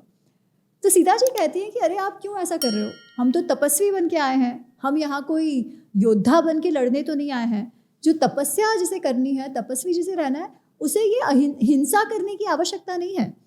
आप जब तक राजा थे तब तक आप दंड दो, अभी तो आप राजा भी नहीं है यहाँ पे, आप तो तपस्वी है, और राक्षसों ने आपका तो कुछ बिगाड़ा भी नहीं है। तो जिन्होंने आपका बिगाड़ा नहीं है, अगर आप उनको मारते हो तो ये तो बिना कारण की हिंसा हो गई, तो आपको ये नहीं करना चाहिए। और फिर तब श्री राम फिर से राजधर्म जो है वो समझाते हैं सीता माँ को, और वो कहते हैं कि मैं स्वयं से नहीं जा रहा हूँ राक्षसों को मारने, अगर वो मेरा कुछ बिगाड़े तो ऑफकोर्स, बट ये तो मेरी प्रजा मुझसे कहने आई है कि उनको संरक्षण की आवश्यकता है। तो भले ही मैं कहाँ भर भी हूँ, मैं जंगल में भी हूँ, तो भी एज अ क्षत्रिय ये मेरा कर्तव्य है कि मैं उनकी रक्षा करूँ। तो वही बात जो विश्वामित्र जी ने जो समझाई है ना, वो राजधर्म की, वो बार बार आती है कि प्रजा के लिए जो भी करना है एक राजा को। तो तब वो फिर वो पूरा है कि 10-11 साल वो रहते हैं और राक्षसों का संहार करते हैं, जब तक फिर इवेंचुअल वो जनस्थान नहीं पहुंच जाते, जहाँ फिर हम जानते हैं कि रावण बाकी जो हाँ शूर्पणखा आती है पहले। तो शूर्पणखा तो पंचवटी में आती है, पंचवटी तो जनस्थान, हाँ वो वही जनस्थान, पंचवटी वहीं पर है। वो शूर्पणखा वाला प्रसंग जो है वो रामचरितमानस और वाल्मीकि रामायण में एक ही प्रकार है, आई थिंक एक सा ही है, उसमें कोई फर्क नहीं है। पर उन दोनों में तो एक जैसा है, पर आपने तो 100% देखा ही होगा कि हर रामनवमी पे, दशहरा पे एक व्हाट्सएप आता है कि भाई हो तो रावण जैसा कि भाई हो तो रावण जैसा। देखो उन्होंने क्या किया कि अपने बहन के स्वाभिमान के लिए लंका तक को उजाड़ दिया। क्यों? केवल बहन के स्वाभिमान की रक्षा करने के लिए, क्योंकि वो बहन के नाक कान काट दिए। और वो शूर्पणखा के बारे में भी ये कहेंगे कि वो तो केवल अपने प्रेम का इजहार कर रही थी। क्या आज इस पुरुष प्रधान ब्राह्मणिकल सोसाइटी में एक स्त्री अपने प्रेम का भी इजहार नहीं कर सकती? ऐसी बातें होती है। तो इस प्रसंग को भी समझने जैसा है, जैसे वाल्मीकि जी कहते हैं। तो शूर्पणखा जब आती है तो हम जानते हैं कि वो पहले कहती है मुझे तुमसे विवाह करना है, ये क्या स्त्री है, इतनी बदसूरत स्त्री के साथ तुम क्यों तुम मेरे साथ विवाह करो। फिर श्री राम कहते हैं नहीं, पर मेरी तो मौलानाओं की याद आ जाती है, वो हूरों वाला प्रसंग जो है वो उस तरह का कुछ तो वो कह रही है कि हाँ भाई मैं हूर हूँ, तुम कहाँ इनके साथ तो कहते हैं कि ये मैली कुचैली यहाँ की और श्री राम कहते नहीं, मेरा तो विवाह हो चुका है, तुम लक्ष्मण से करो, उनकी स्त्री यहाँ पर नहीं है। और वो बात जो प्रसंग आती है, अच्छा विवाह तो उनका भी हो चुका था, विवाह उनका वहां पर नहीं थी ना स्त्री। तो वो कहते हैं कि तो लक्ष्मण जी भी बहुत स्मार्ट है, वो कहते हैं अरे मैं तो इनका दास हूँ, तुम मेरे साथ दासी क्यों बनना चाहती हो, तुम उन्हीं से विवाह करो और रानी बनो। तो वो थोड़ी सी ठट्टा कर रहे हैं उसकी। अच्छा, अब शूर्पणखा को लगता है कि इनके साथ ये जो स्त्री है ना सीता, ये सीता के कारण मेरी बात नहीं मान रहे, अगर सीता को मैं निकाल दूँ रास्ते से तो दोनों ही मेरे साथ विवाह कर ले, ये शूर्पणखा के दिमाग में है। तो वो उछल कर सीता माँ को मारने का प्रयत्न करती है। तो जब वो सीता माँ को मारने का प्रयत्न करती है तब श्री राम उसे सीता माँ को बचा लेते हैं और उसे अपने अपने ओर खींच लेते हैं, बचा लेते हैं, और तब जाके वो लक्ष्मण से कहते हैं कि ये तो सही नहीं है। शूर्पणखा ने अटैक करा, उनका जीवन हनन करने के लिए अटैक करा, कि उनको मार देने के लिए अटैक करा, ये तो दंडनीय है, तो इसका दंड इस स्त्री को मिलना चाहिए, और इसलिए उसका नाक और कान काट देते हैं। अच्छा, तो ये केवल प्रेम के इजहार की बात की नहीं है, ये फेटली अटैक करने का जो प्रयत्न हुआ था इसके कारण उसके नाक कान काटे जाते हैं। अच्छा, उसके बाद वो सबसे पहले तो खर और दूषण जो जनस्थान में उसके भाई हैं, कजिन्स हैं, उनके पास जाती है और कहती है कि इसका रिवेंज लेना है, ये जो 2 युवराज आए इनको मार दो। तो अकेले हाथों श्री राम 14,000 राक्षसों का हनन करते हैं और लक्ष्मण जी सीता माँ को संभालते हैं, 14,000 राक्षसों का। तब ये वापस अचंभा लग जाता है, अचंभे में पड़ जाती है शूर्पणखा की, ये तो कुछ नहीं हो पाया। तो वो लंका भागती है। जब लंका जाती है तो उसे समझ आता है कि रावण को तो कुछ पड़ा ही नहीं है, वो तो अपने मद मस्ती में मस्त है। तो सबसे पहले तो वो डांटती है रावण को कि अरे ये क्या है, तुम्हारे राज्य के अंदर, भले दूर है तुमसे, तुम्हारे राज्य के अंदर तुम्हारे जो भाई हैं और सेनापति है खरदूषण, उनको और उनकी सारी सेना को मार दिया गया और तुम्हें यहाँ आता पता भी नहीं है, ऐसे कैसे राजा हो। तो फिर वो समझाती है कि दूत का होना कितना आवश्यक है वगैरह वगैरह वो सब। और फिर वो कहती है कि देखो मेरे साथ क्या हुआ। अच्छा, अब देखो मेरे साथ क्या हुआ, और ये सुन के रावण एकदम गुस्से में आके बोलता है चलो कौन किसने किया, मैं मारने आता हूँ। ऐसा नहीं हुआ। वो पूछते हैं क्या हुआ। शूर्पणखा कहती है मैं ना जंगल में इन 3 लोगों से मिली, 2 जो युवराज थे और उनके साथ एक स्त्री थी। वो स्त्री इतनी सुंदर है जैसे स्त्रियों में मणि, और वो सीता माँ के पूरे अंग अंग का डिस्क्रिप्शन देती है, विवरण देती है पूरा, और कहती है ये स्त्री तो इतनी सुंदर है कि ये जिस पुरुष का आलिंगन कर लेना वो तो देवता जैसा हो जाए। तव भार्या अनुरूपा, ये तो तुम्हारी भार्या बनने के लायक है, इसीलिए मैं उसे तुम्हारे लिए लाने गई थी, और जब मैंने तुम्हारे लिए उसे लाने का प्रयत्न किया तब उन भाइयों ने मेरी ऐसी हालत कर दी। अच्छा, अब वो इतना अच्छा प्रेमी भाई होता तो शूर्पणखा को झूठ बोलने की क्या आवश्यकता पड़ी, और वो भी इस तरीके से ललचा कर, वो हम कहते हैं ना कैरेट डैंगल कर कर, तो उन्होंने कैरेट क्या डैंगल करा, सीता माँ का रूप, क्योंकि वो अपने भाई को जानती थी कि कितना लस्टी, कितना काम आसक्त उसका भाई है। वो अपनी बहन के लिए तो कुछ नहीं करेगा, पर काम आसक्ति के कारण वो कुछ भी करेगा। और इसलिए फिर रावण का कहते हैं कि सारे उसके अंग अंग मत गए, और उसने कहा हाँ ये कौन है सीता, मुझे पता करना है।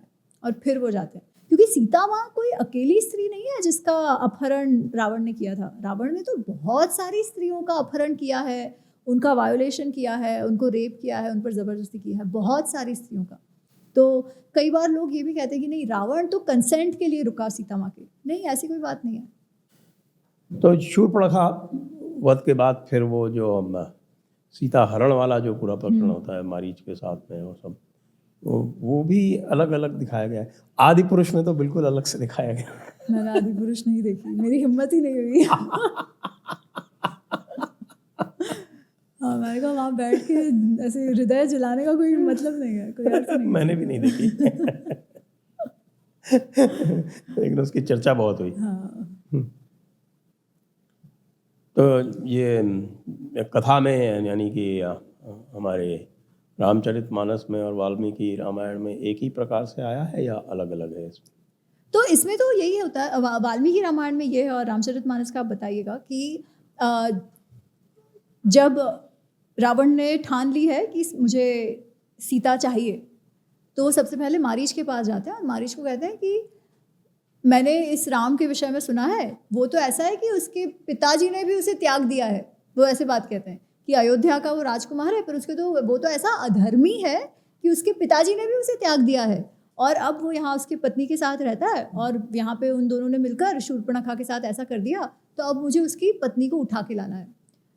तो मारीच कहता है कि आप एकदम गलत समझ रहे हो। वो ताड़का के समय पे वहाँ था। जो ताड़का के बाद जो विश्वामित्र जी का यज्ञ संपन्न होना था ना, जो उसमें सुबाहु मारीच ये दो मेन राक्षस थे, जिसमें सुबाहु को तो मार दिया और मारीच बच गया। उसको बहुत दूर उन्होंने फेंका और जिसके कारण वो बच गया। तो मारीच कहते हैं, आप कहते हो अधर्मी, रामो विग्रहवान धर्मः। श्री राम तो धर्म की साक्षात मूर्त है। वो कहता है कि मतलब जो पर्सोनिफिकेशन ऑफ धर्म है वो श्री राम है। तुम क्या कह रहे हो कि अधर्मी है और पिताजी ने त्याग दिया? पिताजी ने त्यागा नहीं, पिताजी का शब्द रखने के लिए, वचन रखने के वो स्वयं 14 वर्ष वनवास पर आ गए हैं। तो तुम जो कह रहे हो आप कह रहे हैं वो गलत है। और मैं आपको ये भी बता दूं कि मुझे आज तक, वो जब 16 वर्ष के थे तब उन्होंने जिस प्रकार हमारे साथ युद्ध किया वो मुझे आज भी याद है।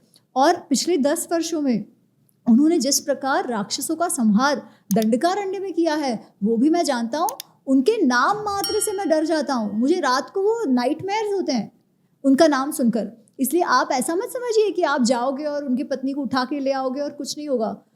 मरीच कहता है, वो जो श्लोक महाभारत में है ना कि क्या है, सुलभः पुरुषा राजन नित्यः प्रियवादिनः, ये सेम श्लोक जो महाभारत में भी है और रामायण में भी है। जो मारीच रावण से कहता है कि सुलभः पुरुषा राजन नित्य प्रियवादिनः पथस्य तो अप्रियस्य वक्ता श्रोता च दुर्लभ, कि ऐसे बहुत कम लोग हैं जो आपके लिए अच्छा हो पर आपको प्रिय ना लगे ऐसी बात कहे। मैं आपको वैसी बात बता रहा हूँ कि अगर आप श्री राम के साथ युद्ध करने का, आपने अगर उनके साथ शत्रुता मोड़ने का मन बना लिया है तो आप समझ लेना कि सारे राक्षसों का विनाश हो जाएगा। लंका और आपके जितने ही बंधु हैं उन सबका नुकसान हो जाएगा, लंका तबाह हो जाएगी, आपका कुल तबाह हो जाएगा। इसलिए आप ऐसा मत करिए।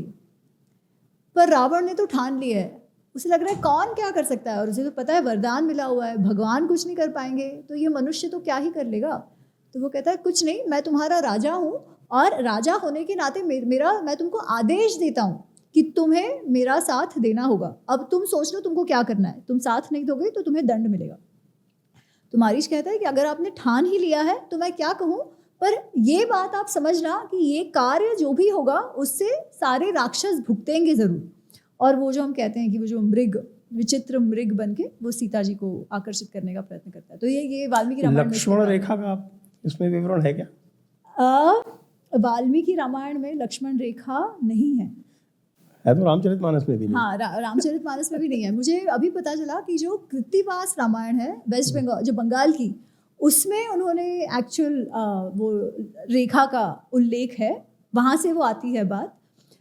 और लक्ष्मण रेखा का उल्लंघन मेटाफोरिकली हुआ है, एक्चुअल रेखा नहीं है, एक्चुअल लाइन खींची गई है ऐसा नहीं है, पर लक्ष्मण जी के सहनशीलता की रेखा का उल्लंघन हुआ, उनकी सहनशीलता का उल्लंघन। उनको सीता जी ने कटु वचन कहे। हाँ, क्योंकि जब मारीच को पकड़ने जाते हैं श्री राम, तो मारीच ने तो आवाज़ निकाल के राम जी को ये करता है ना कि हे सीता, हे लक्ष्मण, ऐसे करके श्री राम की आवाज़ में वो चीख लगाता है।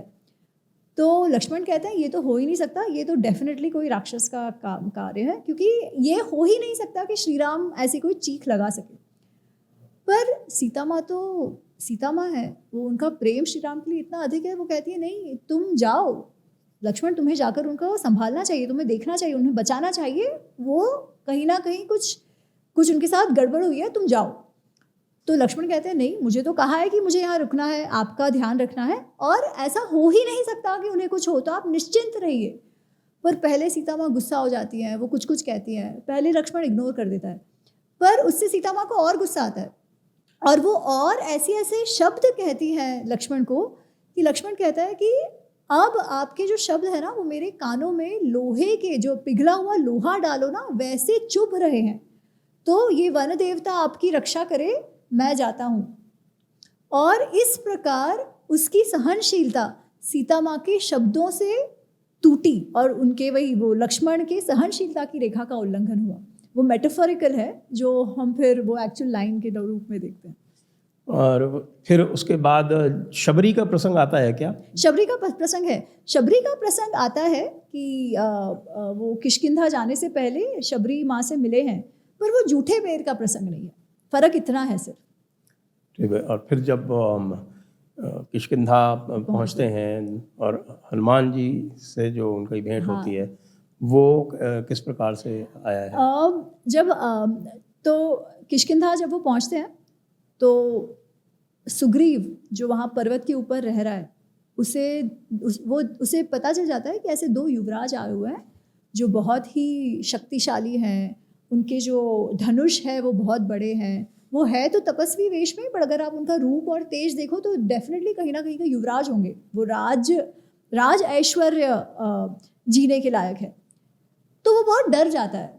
सुग्रीव को लगता है कि उसका जो भाई है वाली, उन्होंने इनको भेजा है सुग्रीव को मारने के लिए, क्योंकि वाली स्वयं तो नहीं आ सकता, इसलिए उसने इन दोनों को भेजा है मुझे मारने के लिए, ये सुग्रीव को लग रहा है। इसलिए वो बहुत डर जाता है, बहुत स्ट्रेस में आ जाता है, एंशियस हो जाता है।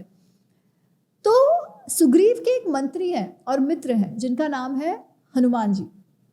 वो सुग्रीव से कहते हैं कि अरे भाई, हम जानते भी नहीं ये लोग कौन है, आज तक तो वाली ने यहाँ पर्वत पे आने का प्रयत्न करा नहीं है, उसको श्राप लगा हुआ है, ऋष्यमुख पर आ नहीं सकता वो, उसे श्राप लगा हुआ है मातंग मुनि का।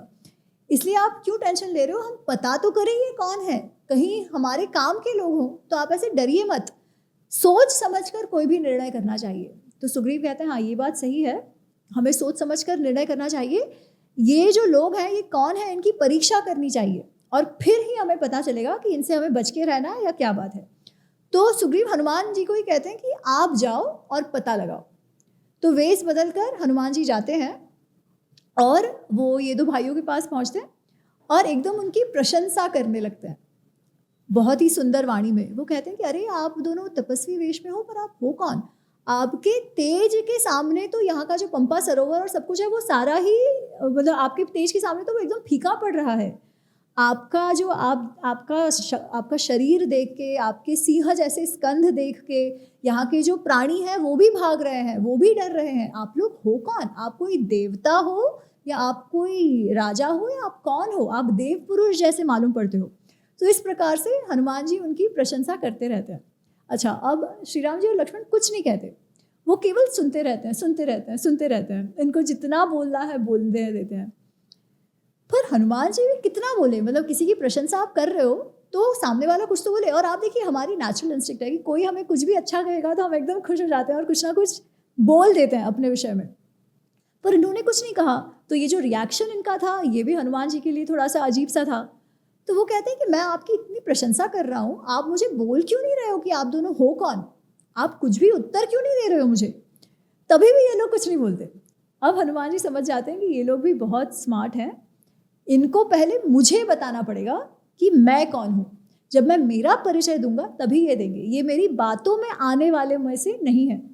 तो फिर हनुमान जी स्वयं बताते हैं कि मैं हनुमान हूँ, ये सुग्रीव जो किष्किंधा के जो राजा हैं, वो वाली और सुग्रीव, और उस वाली और सुग्रीव की लड़ाई हो गई है, सुग्रीव छोटा भाई है, अब वाली से बच के वो वहाँ यहाँ ऋष्यमुख पे रह रहे हैं, और आप कौन हैं, आपके साथ वो मित्रता चाहते हैं। वो तुरंत ये कह देते हैं। तो जब ये कहते हैं तो श्री राम देख रहे हैं, हंस रहे हैं, वो निरीक्षण कर रहे हैं हनुमान जी का, वो उनकी भाषा का, उनके व्यवहार का, उनके बॉडी लैंग्वेज का। और वो धीरे से लक्ष्मण को कहते हैं कि इनकी वाणी आप देखो, ये वाणी जो ये तीनों वेद के जो पारंगत ना हो वो इस भाषा में बोल ही नहीं सकते। इनके वाणी, इनका उच्चारण जो है, इनका जो पेस है, वो इनकी जो क्लैरिटी है, ये एकदम ही कोई विद्वान पुरुष के भांति है।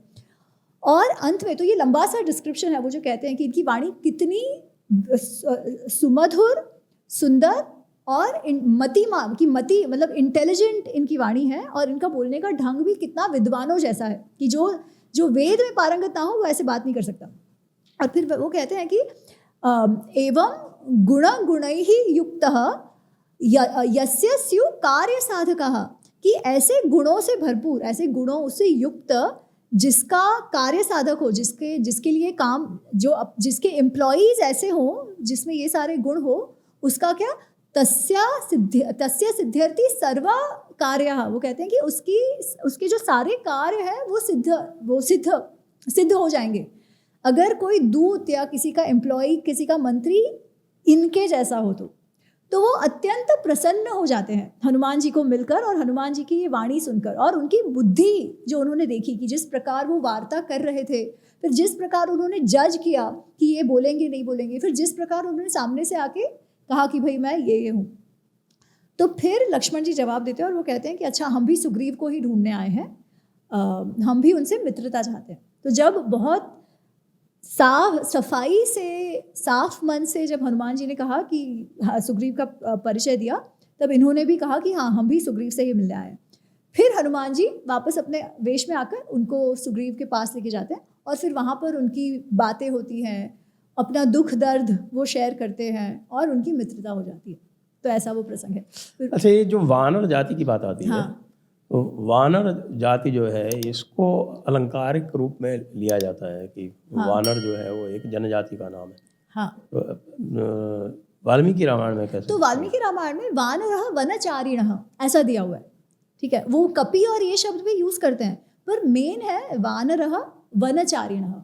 अब मैं तो इसे जनजाति मानती हूँ, बाकी सबकी श्रद्धा की बात है, और इसका कारण ये है कि यही प्रसंग आप देखिए, इसमें जो हनुमान जी की बात करने की शैली है, श्री राम जी का ये कहना कि ये तो वेद पारंगत है, ये केवल कोई वानर, अगर हम आज के परिप्रेक्ष्य में हम जो मंकी समझते हैं उनके लिए तो ये नहीं हो सकता, है ना।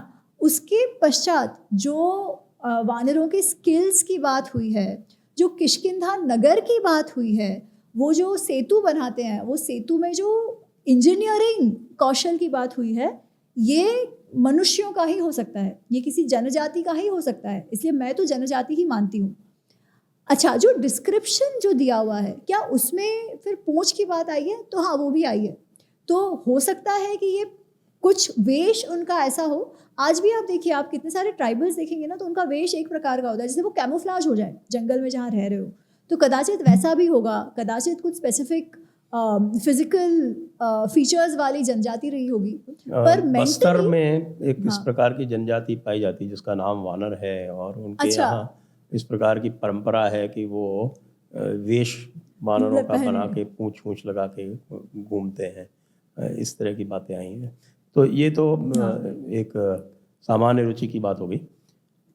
लेकिन जब इसमें आगे जब सीता माता की खोज में सुग्रीव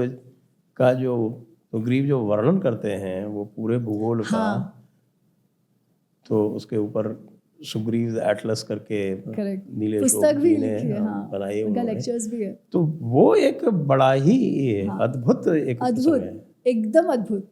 मतलब हम कहते हैं कि हमको हिस्ट्री, हमको ज्योग्राफी, इसका कुछ पता नहीं है, ऐसा नहीं था। इनफैक्ट आप देखो तो जो डिस्क्रिप्शन है वो आज के दिन भी मैच करता है, तो उसमें सुग्रीव अच्छा, उसमें श्री राम के भी गुण बहुत सुंदरता से प्रस्तुत किया वाल्मीकि जी ने।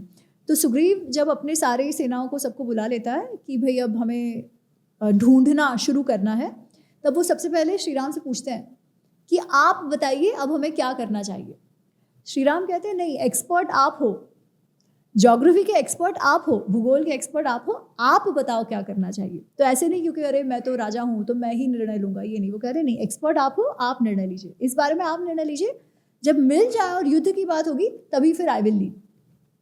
तो फिर सुग्रीव 4 भागों में अपनी जो सेना है उसको डिवाइड कर देते हैं, और नॉर्थ ईस्ट साउथ वेस्ट, अच्छा नॉर्थ ईस्ट साउथ वेस्ट जो ये चारों उत्तर दक्षिण पूर्व पश्चिम जो है वो भारत के संदर्भ में लेना है, ठीक है। तो हम जब ईस्ट कहते हैं तो भारत का ईस्ट, वेस्ट कहते हैं तो भारत का वेस्ट, तो उस प्रकार से लेना है। तो वो एक जो ग्रुप है वो पूर्व की ओर जाता है। जो पूर्व की ओर जो ग्रुप गया हुआ है वो तो यावा, आज जिसे हम सुमत्रा जावा ये बात कहते हैं, एक्चुअली वो जो द्वीप है उनकी बात उसमें भी आती है, वाल्मीकि रामायण में आती है। और वहाँ पर कौन से धातु उपलब्ध है, कौन सा धान है, जिसका डिस्क्रिप्शन वाल्मीकि रामायण में है, आज भी वहाँ पर वो है। और मैं कुछ टाइम के लिए इंडोनेशिया रही हूँ, तो भले ही अब तो वहाँ के लोग अत्यधिक इस्लाम को मानने वाले हैं, परंतु आप जावा जाओ ना, जो ईस्ट जावा और सेंट्रल जावा, तो वहाँ पे आज भी लोग कहते हैं कि हम तो वो जो वहाँ से वानर आए थे तो कुछ वानर यहाँ रह गए, हम तो उनकी प्रजा हैं, वो ये कहते हैं। उनको भी पता है कि रामायण कनेक्शन क्या है और यहाँ आए थे, वो कहते हैं कुछ कुछ जो वानर जब आए थे तो यही रह गए थे। अच्छा, कुछ कुछ फिर आगे चले गए थे, और आगे कहाँ तक, तो अगर आप देखो, अगर आप ग्लोब को खोल दो, है ना, तो साउथ अमेरिका ईस्ट की तरफ आएगा। अगर आप वो जो पैसिफिक ओशन से इसको ये कर दो तो ये अटलांटिक से कर दो तो ईस्ट की ओर आएगा। तो इंडोनेशिया से और आगे कुछ वानर ढूंढने जाते हैं जो साउथ अमेरिका में पड़ता है। साउथ अमेरिका में जो पेरू है, वहाँ पर आज भी पर्वत पे एक चित्र है जो यज्ञ वेदी जैसा वो चित्र है और ध्वजा है। वो पर्वत के ऊपर है संजय जी, वो किया हुआ है, उसका नाम क्या है मुझे ध्यान नहीं आ रहा, पी से कुछ नाम कहते हैं उसे। उसका डिस्क्रिप्शन कि वो केतु और वो वेदी, उसका डिस्क्रिप्शन भी वाल्मीकि रामायण में है। आप सोचिए। फिर वेस्ट के दिशा का पूरा वर्णन है। नॉर्थ का तो एकदम वो जो नॉर्थ पोल है वहाँ तक का पूरा वर्णन है, कैसे 6-6 महीने रात दिन होते हैं, इस सब का वर्णन है। और साउथ का पूरा फिर वर्णन है। तो एक एक अध्याय में, एक एक सर्ग में, एक एक जगह का ज्योग्राफिकल पूरा ये उन्होंने ड्रॉ किया हुआ है। अच्छा, वाली वध जो है वो भी हमारे एजेंडा जीवियों के लिए एक बड़ा प्रसंग आता है, जिसके लिए फिर वो श्री राम के चरित्र पर प्रहार करते हैं। तो वाली वध की जो कथा है वो वाल्मीकि रामायण में कैसे कही गई है?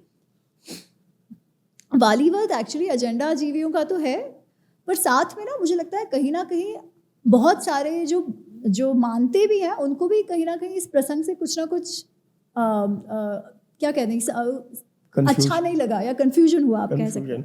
इसीलिए कई लोग ये कथा आपको कहेंगे कि अरे श्री राम ने क्या छुपकर वाली को मारा? हाँ, पर वो इसीलिए मारा क्योंकि वाली में ऐसी शक्ति थी कि आधी सामने जो उनके आएगा उनकी आधी शक्ति वो ले लेता था, इसलिए उनको छुप के मारना पड़ा, उनके सामने जाके वो नहीं मार सकते थे। पर ये प्रसंग वाल्मीकि रामायण में नहीं है। वाल्मीकि रामायण में श्री राम वाली को पीछे छुपकर, वो जो वन है वहाँ से झाड़ के पीछे छुपकर मारते हैं, ये बात ही है। और उसका जो एक्सप्लेनेशन है वो श्री राम स्वयं देते हैं कि उन्होंने क्यों ये करा और क्यों ये जस्टिफाइड था। क्योंकि ये जो प्रश्न है ना वो स्वयं वाली पूछता है। वाली कहता है कि अरे मुझे तो लगा आप लोग धर्म वाले हो, आप धर्म की रक्षा करते हो, आप लोग धार्मिक हो, पर आप तो तपस्वी वेश में अधर्मियों जैसा काम कर रहे हो। मेरा आपसे तो कोई युद्ध नहीं था, मैंने कभी अयोध्या से कोई शत्रुता नहीं की है, तो फिर आपने मेरा वध क्यों किया? अगर आपका शत्रु मैं होता और आपका मैं वध करता तब तो एक बात है। दूसरा वो कहते हैं कि अगर आपको मित्रता ही चाहिए थी और आपको आपकी पत्नी को ढूंढने के लिए मदद ही चाहिए थी, तो भी ये सुग्रीव से तो मैं ज़्यादा अच्छा था, क्योंकि मैं चाहता तो आज जाके रावण को खींच के आपके सामने ले आता। तो इवन स्ट्रेटेजिकली आप सोचते तो मैं आपके ज़्यादा काम का था, तो भी आपने मुझे मारा। और फिर वो कहता है आपने मुझे पीछे से मारा। अगर आप ये समझते हैं कि मैं पशु हूँ, अच्छा ये स्वयं वाली कह रहा है, ठीक है, कि आप ये समझते हैं कि मैं पशु हूँ, तब आप मुझे पीछे से मार सकते हो, पर मैं वैसा पशु नहीं हूँ जो आपको काम आ सके, तो फिर आपने मुझे क्यों मारा? तो इसलिए अगर ये सारा देखा जाए तो आप गलत हो, आपने जो काम किया वो अधर्म का काम किया। श्री राम कहते हैं धर्म अधर्म की तुम बात कर रहे हो, कभी धर्म का काम तुम जानते भी हो धर्म क्या है? और फिर वो वाली से कहते हैं कि अगर तुम धर्म जानते और तुम्हें राज धर्म का ज्ञान होता तो जो मैंने आज किया है ना तुम भी वही करते, पर ये तो तुम्हें क्योंकि धर्म अधर्म का फर्क नहीं पता, राज धर्म का फर्क नहीं पता, इसलिए तुम मेरे साथ बहस कर रहे हो। वो कहते हैं एक राजा का कर्तव्य है जिसने दोष किया है उसको दंड देना, इसलिए तुमने कौन सा दोष किया ये तुम जानते हो। और वो कहते हैं कि सुग्रीव तुम्हारा छोटा भाई है, वो तुम्हारे पुत्र जैसा है। सुग्रीव की पत्नी रूमा जो है वो तुम्हारी पुत्रवधू है, तुम्हारी पुत्री जैसी है वो।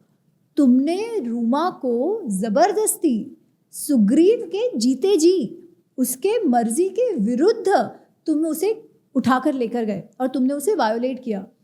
धर्मानुसार जो व्यक्ति अपनी बहन, अपनी पुत्री, अपनी पुत्रवधू और भाई की बहू के साथ ऐसा घिनौना कृत्य करेगा, दंड तस्य वधा स्मृतः, उसके लिए स्मृतियों अनुसार वध ही दंड है। तो मैंने तुम्हें वो दंड दिया है तुम्हारे अधार्मिक कृत्य के लिए। अगर मैं तुम्हें ये दंड नहीं देता तो मेरा राजधर्म का मैं पालन नहीं कर सकता, क्योंकि हम चक्रवर्ती राजा है। मैं इस प्रदेश में भरत का प्रतिनिधि बनकर हूं, तो जहां पर भी अधर्म होगा वहां पर दंड देना मेरा कर्तव्य है। और साथ ही सुग्रीव मेरे भाई जैसा है, मेरे मित्र जैसा है, उसे भी मैंने वचन दिया था, तो ये तो मुझे करना ही था, इसलिए तुम बहस मत करो। अच्छा, और फिर वो ये भी कहता है कि और अगर तुम अपने आप को पशु समझते हो तब तो फिर ये डिस्कशन हुआ ही कहाँ से? पशु को तो कोई कहाँ से भी मार सकता है, और क्षत्रियों के लिए तो वैसे भी हंटिंग जायज है तो फिर वो कहाँ, वो तो आर्ग्यूमेंट ही कहाँ रहा। पर that was not the main argument, because कई लोग ना संजय जी उस पर अड़ जाते हैं कि अरे देखा पशु बोला, अरे देखा पशु बोला। श्री राम उसे पशु नहीं कहते, कि हमें ध्यान रखना है। वाली स्वयं को पशु कह रहा है, जिसके सामने आर्ग्यूमेंट में श्री राम कह रहा है अगर अपने आप को, अगर तुम पशु की ही आर्ग्यूमेंट देना चाहो तो फिर आर्ग्यूमेंट वैसे ही नहीं बचती, तो आगे पीछे का तो सवाल ही नहीं है। पर he is very clear, is like मैं तुमसे युद्ध नहीं कर रहा था, मैं तुम्हें दंड दे रहा था। और दंड कैसे देना है वो तो मैं निर्णय लूंगा ना, वो तुम नहीं निर्णय ले सकते। तुमने तो जो कार्य किया वो इतना घिनौना है कि इसके लिए तो वध ही दंड है। Shri Ram is very very clear, एकदम उनके मन में कोई कंफ्यूजन नहीं है इस बात का कि वो क्यों और कैसे मारते हैं। हाँ, रामचरितमानस में भी यही है एग्जैक्टली। अनुज वधु भगिनी सुत नारी, रेसट कन्या सम एह चारी, इनहि कुदृष्टि विलोक ही जोई, ताहि वधे कछु पाप न होई। हाँ, इसमें वही है। आई थिंक कुछ और वर्जन्स में वो आदि शक्ति वाली बात है। अच्छा, इसके बाद जो पूरा जो विभीषण का प्रसंग है और समुद्र तरण का जो प्रसंग है, वो मेरे विचार से लगभग एक ही प्रकार के हैं रामचरितमानस के। और में यद्यपि कई लोग जो हैं आजकल लंका की जो ज्योग्राफिकल लोकेशन है उस पर डिस्प्यूट करते हैं। और जो पूरा जो युद्ध कांड का जो प्रकरण है उसमें कुंभकर्ण और मेघनाद के जो चरित्र आए हैं उनको भी दिखाया जाता है कि अच्छा, इसमें एक चीज़ और रह गई है बीच में, जो हनुमान जी जो जाते हैं अशोक वाटिका वाला जो प्रकरण है, मुझे लगता है उसकी भी चर्चा कर लेनी चाहिए। तो अशोक वाटिका में जब जाते हैं और प्रस्ताव देते हैं सीता माता को कि आप चलो मेरे साथ, और वो मना कर देती हैं। और उसमें रावण का भी आता है कि भाई रावण ने क्यों नहीं सीता जी के साथ में बल प्रयोग किया। एब्सोल्युटली। तो ये वाल्मीकि रामायण में कैसे? तो वो सुंदरकांड में आता है जब हनुमान जी जाते हैं लंका, और जिस प्रकार वो सीता जी को जब ढूंढ रहे हैं तब उनकी मनोदशा क्या है, ये इतनी सुंदर ढंग से वाल्मीकि जी ने बताई है कि वो पहले वो उनको लग रहा है कि अच्छा मैं तो असफल हो रहा हूँ, उनका उत्साह कम हो रहा है, फिर अपने आप को वो स्वयं ही मोटिवेट करते हैं, और फिर वो जो प्रसंग है ना वो भी बहुत सुंदर है। एनीवेज, तो वो फिर इवेंचुअली सीता माँ को देखते हैं और वो कहते हैं आप मेरे साथ चलो। सीता माँ कहती है नहीं, एक तो मुझे डर है कि मैं गिर जाऊंगी, गिर गई वापस पकड़ी जाऊंगी तो वापस ये लोग तो मुझे मार ही डालेंगी, यहाँ की जो राक्षसियाँ हैं वो। पर सबसे महत्वपूर्ण ये है कि अगर मैं आपके साथ आई तो मुझे छुड़ाने का श्रेय आपको मिलेगा, और मेरे पति पर तो कलंक लगेगा कि वो मेरी रक्षा ना कर पाए। मैं ये नहीं मान सकती। इसीलिए श्री राम के लिए यही उपयुक्त है कि वो स्वयं यहाँ आए, रावण से युद्ध करे, रावण का वध करके मुझे यहाँ से लेकर जाए। ये तो मेरे पति के लिए यही उपयुक्त है, क्योंकि मैं नहीं चाहती उनके सर पे कभी भी ऐसा कोई कलंक लगे। तो इसलिए सीता माँ नहीं आती हैं। फिर अच्छा, पर ये जब हुआ है प्रसंग, उसके पहले हनुमान जी जब छुपे हुए हैं सीता जी को आने से पहले, तब वो देखते हैं कि कैसे रावण घड़ी घड़ी उनके पास आता है और उससे उनको कहता है कि भाई नहीं, तुम मेरी बात मान जाओ। उन पर वो कंपल्सरीली ये कर रहा है कि अगर अगले 2 महीने में तुम मेरे बिस्तर नहीं चढ़ी, that is the word used Sanjay ji, कि शयनम आरोह, मेरे बिस्तर पे चढ़ जाओ, अगर नहीं चढ़ी तो क्या होगा, मैं तुम्हारे टुकड़े टुकड़े करके प्रातराशम, उसे ब्रेकफास्ट में खा लूँगा। वो बोलता है सुबह के नाश्ते में तुम्हारे टुकड़े टुकड़े करके मैं खा लूँगा। तो वो धमकी दे रहा है, वो कोई कंसेंट की वेट नहीं कर रहा।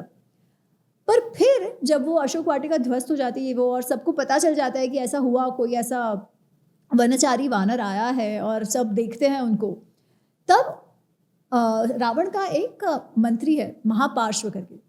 महापार्श्व पूछता है कि अरे आप रुके क्यों हो, आपको तो आप वैसे ही मज़े करो, आपको कहाँ कंसेंट की आवश्यकता पड़ गई कि आप रुके हुए हो कि हाँ सीता जी मान जाए फिर मैं करूँ, आपको कहाँ ज़रूरत है, इतनों को तो वैसे ही आपने मज़ा लिया है तो इनका भी ले लो। तब रावण बताते हैं कि क्यों भाई हाथ नहीं लगाया, कोई कंसेंट के लिए नहीं, क्योंकि डर था अपने जीवन का। रावण ने अपने जीवन में कितनी ही स्त्रियों का बलात्कार किया है, कितनी ही स्त्रियों का, जिसमें अपने जो स्टेप ब्रदर हैं जो कुबेर, उनकी पुत्रवधू आ गई, पुंजिक स्थला नाम से एक स्त्री है, रंभा है, ये सारे उसमें आ गए। वेदवती जो है, वेदवती, रंभा तो वो नल कुबेर की वाइफ है, वेदवती, ऐसे 3 स्त्रियों का तो नाम लिया है और बाकी कितनों का सिर्फ बता हुआ है कि कितनों को उसने अपहरण किया था। तो पुंजिक स्थला नाम की जो एक स्त्री है, जब उसने फाइनली पुंजिक स्थला पर जब जबरदस्ती करी, तब पुंजिक स्थला ने ब्रह्मा जी को जाके कंप्लेन करा, ऐसा हमको बताया जाता है। अच्छा, जो वरदान रावण को मिला हुआ था वो भी ब्रह्मा जी से था। इस बार श्राप मिलता है कि अगली बार अगर तुम किसी स्त्री पर जबरदस्ती करोगे तो तुम्हारा सर फट जाएगा और मृत्यु हो जाएगी। ये श्राप भी ब्रह्मा जी का था, इसीलिए उसे डर लगता है और इसीलिए वो जबरदस्ती नहीं कर रहा। ये बात वो स्वयं कह रहा है। लोग रावण के चरित्र को बड़ा बखान करते हैं कि देखिए कितना भला आदमी था, उसने जबरदस्ती नहीं की। हाँ। तो अब हम चलते हैं राम रावण युद्ध के प्रसंग पे, और उसमें यद्यपि बहुत सारे उनके सहयोगी हैं, लेकिन मेघनाद और कुंभकर्ण रावण को मना करते हैं। कुंभकर्ण, मेघनाद कुछ नहीं कहता, कुंभकर्ण कहता है कि ठीक है मैं तुम्हारे साथ, अब तुमने ये करी ऐसा कार्य दिया है तो मैं लड़ूंगा क्योंकि मैं तुम्हारा भाई हूँ। पर वो कहता है ऐसे तुमने निर्णय किया कैसे, तुमने किसी से पूछा, तुमने किसी अपने जो मंत्री हैं उनसे चर्चा विचारणा करी, चले गए तुम सीता को उठा के लेके आने, तो क्या सोच के तुमने ये कर दिया था। अब तो हम जो भी कुछ कह रहे हैं वो तो हाइंडसाइट है, तो ये तुमने करा वो बहुत गलत करा, ये कुंभकर्ण कहता है। पर वो ये भी कहता है पर अब मैं तुम्हारा भाई हूँ, इसलिए अब जो करना पड़ेगा वो मैं करूँगा, मैं लड़ूंगा तुम्हारे लिए, पर तुम्हारे इस कार्य से तो मैं सहमत नहीं हूँ, ये कुंभकर्ण कहता है। मेघनाद तो नहीं, मेघनाद तो विभीषण को ही गाली देता है। जब विभीषण कह रहा है कि भाई तुम ऐसे मत करो, क्यों तुम सीता माँ को लेकर आए हो, रावणों ये राक्षसों का विध्वंस हो जाएगा, ऐसे मत करो। जब विभीषण समझाने का प्रयत्न कर रहे हैं तब मेघनाद उल्टा विभीषण को कह रहे हैं कि अरे आप तो कायर हो। और रावण तो कह ही रहा है, रावण तो कह रहे हैं कि तुम तो कुल कलंक हो, तुम मेरे ऐश्वर्य से जलते हो, इसीलिए तुम ये सब बात कर रहे हो। तो रावण तो कहते ही है, पर मेघनाद भी ये कहते हैं अपने चाचा जी से कि आप तो कायर हो। तब विभीषण कहते हैं कि तुम्हें कुछ अक्ल है, तुम किस बात को सपोर्ट कर रहे हो। वो मेघनाद को भी कहते हैं और जो बाकी मंत्री महापार्श्व जैसे जो चढ़ा रहे हैं रावण को, उसे भी कहते हैं कि आप अपना कार्य नहीं कर रहे, जो कर्तव्य आपको करना चाहिए, कि राजा अगर गलत मार्ग पर भी जाता है तो मंत्रियों ने उनको सही मार्ग दिखाना चाहिए। आप सब आपका कार्य आप फेल हो रहे हो आपका कार्य। माल्यवान ने तो मना किया था, माल्यवान ने मना किया था, माल्यवान जो उनके जो नाना जी हैं उन्होंने मना किया था, उनकी माता जी ने मना किया था, मंदोदरी तो ऑफकोर्स इसके विरुद्ध थी, तो उन सब ने मना किया था, कितने सारे मंत्रियों ने भी मना किया था। तो कितने सारे, वो कहते हैं ना कि उनके जो दूत, जो उन्होंने दूत भेजे, दूत तो क्या, जो ये भेजे स्पाइस भेजे थे उन्होंने श्री राम की, हनुमान, वो जो सुग्रीव की सेना में, वो लोग भी वापस आके कह रहे हैं कि अरे आप समझिए उनकी शक्ति बहुत ज़्यादा है, हमने देखा श्री राम लक्ष्मण सुग्रीव हनुमान को, इन सबको, उनका तेज ही अलग है, आप ऐसा मत करिए। तो उनकी भी मस्ती करता है रावण, वो कहता है अरे उनको देखकर और डर गए तुम, ये तो पॉसिबल, वो तो यहाँ आएंगे यही पॉसिबल नहीं होने वाला ना, युद्ध की तो बात ही क्या है, वो लंका पहुंचेंगे कैसे, वो तो वही नहीं होने वाला, तुम लोग क्यों डर रहे हो। तो सबने कहा। इसके पश्चात रावण नहीं मानता, क्यों, काम आसक्ति और अत्यंत अहंकार। उसके 10 शेर है ना, काम क्रोध लोभ मोह मद मात्सर्य राग द्वेष क्रूरता और अहंकार, ये 10 शेर बताए जाते हैं उसके। और उसकी जो पड़ती, उसकी जो उसकी दुर्गति हुई है, उनका कारण ही वही है। हमारे सारे जो शास्त्र है ना, जो ये कथाएं, जो इतिहास भी है संजय जी, उसका जो थीम है वो यही है कि आप कोई भी कार्य काम क्रोध लोभ मोह मद मात्सर्य इन षड रिपुओं में करोगे, रिपुओं से करोगे तो आपकी दुर्गति ही होनी है, इसमें कोई भी दो राय नहीं हो सकती। और ये बात एक्चुअली मंदोदरी इतने सुंदरता से कहती हैं कि जब रावण की मृत्यु हो गई तो मंदोदरी ने तो पति खो दिया, बेटे खो दिए, सब उन्होंने खो दिया। तो वो बहुत ही रोती हैं, विलाप करती हैं जैसे कोई भी स्त्री करेगी, पर वो श्री राम को नहीं कोसती। वो कहती है कि जो आपने किया था उसका फल तो आपको भुगतना ही था, जो कर्म था वो कर्म का फल तो आपने भुगतना ही था। उसका वो कारण कहती है कि पूरा इंद्रियाणी जीतवा, जो आपकी जो इंद्रियां हैं उन सबको आपने जीत लिया, और वो जीत लिया इसीलिए ये जो त्रिभुवन है ना, आपने तीनों लोकों पर जीत हासिल कर दी। कैसे? अपने सारे सेंसेस पर कंट्रोल करके, अपनी जो काम क्रोध लोभ मोह की वृत्तियां हैं उनको कंट्रोल करके, क्योंकि तपस्या तो उसने करी थी, और तपस्या करना मेंटल फिजिकल कंट्रोल तो उसमें चाहिए ही चाहिए। वैसा जब आपने किया तब आपने तीनों लोगों पर आपका कंट्रोल, आधिपत्य स्थापित किया। वो जो इंद्रियां है ना उनको याद था, उन्होंने ये वैर निकाला आपके साथ कि फिर वो आप पर हावी हो गई और आप आपकी इंद्रियों के दास हो गए, आप काम आसक्त हो गए, आप अहंकार में पड़ गए। इसके कारण आपकी ये दुर्गति हुई है। ये स्वयं मंदोदरी कहती हैं। वो आर्यन राम आके द्रविडियन रावण को मार रहे हैं और ऐसी कोई बात नहीं है। मंदोदरी भी वो नहीं कहती हैं। वो कहती हैं कि आपकी जो दुर्गति, जो मेरे पति की मृत्यु हुई, वो तो फल उनको मिलना ही था, उनके कर्म ही ऐसे थे, वो इंद्रियों के वश में आ गए, इसीलिए ऐसा हुआ। ये नाभि में अमृत वाली क्या कहानी है? ये नाभि में अमृत एक्चुअली इसमें नहीं है ऐसा, वाल्मीकि रामायण में नहीं है। वाल्मीकि रामायण में तो उसपे दिव्यास्त्र चलाने के लिए जो माताली हैं, जो सारथी, इंद्र के सारथी जो राम जी के पास आए हुए हैं, वो कहते हैं कि ये जो है, क्योंकि कितने सारे शस्त्र कितने सारे बाण छोड़े, तो फिर से रावण का सर आ रहा था वापस। उनका सर जब वो काटने का प्रयत्न कर रहा था तो कितने सारे ही सर उसके वापस आ रहे थे। 100 बार ऐसा हुआ, ऐसे कहते हैं कि 100 बार सर काटते थे श्री राम जी और वो सर वापस आ जाते थे। फिर माताली उनको कह रहे हैं कि अरे आप ये तो दिव्यास्त्र इस पर उपयोग करने के योग्य है। तो फिर शिवजी वो कौन सा रौद्रास्त्र का कोई तो है, वो मुझे अस्त्र का नाम नहीं याद आ रहा, उसका उपयोग करते हैं और उसकी छाती पे बाण मारते हैं और वो मर जाता है, ऐसी बात जी। तो उसके बाद जब वापस आते हैं भगवान राम, बीच में एक और भी वो संजीवनी वाली जो घटना होती है वो वाल्मीकि रामायण में है, वैसी ही है। और जब 4 औषधियाँ, एक्चुअली 4 औषधियाँ जिसमें से एक संजीवनी है जो हनुमान जी लेके आते हैं, वो वैसी है। और फिर जब वो वापस आते हैं और वापस उनका राज्याभिषेक होता है सब अत्यंत, जिसको कहते हैं कि सब हो जाता है ठीक से। एक पूरी रामायण में, रामचरितमानस में, इसमें 2 पात्र ऐसे हैं जिनका वर्णन कहीं नहीं आता, मांडवी और श्रुतिकीर्ति। हाँ, एक्चुअली उर्मिला का भी नहीं आता, उर्मिला का भी नहीं आता, कुछ नहीं आता। तो उर्मिला के लिए एक कथा है, आपने भी सुनी होंगी कि अच्छा वो तो क्योंकि लक्ष्मण जी को ध्यान रखना था श्री राम और सीता माँ का, इसलिए वो 14 साल सोती रही और लक्ष्मण जी कभी नहीं सोए। कुछ लोग ऐसी बात करते हैं, पर ऐसा भी कुछ नहीं है।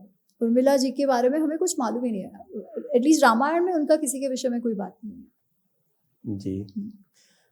तो आज की चर्चा अब हम यहीं समाप्त करते हैं। अमी जी, अत्यंत रुचिकर रही और मुझे लगता है कि दर्शकों को भी प्रेरणा मिलेगी कि वो वाल्मीकि रामायण को उसके मूल रूप में पढ़ें, और बहुत सुलभ है, आप ऑनलाइन भी बहुत आसानी से उसको प्राप्त कर सकते हैं। और इसी के साथ आज के इस पॉडकास्ट को यहीं समाप्त करते हैं। धन्यवाद। जय श्री राम। जय श्री राम।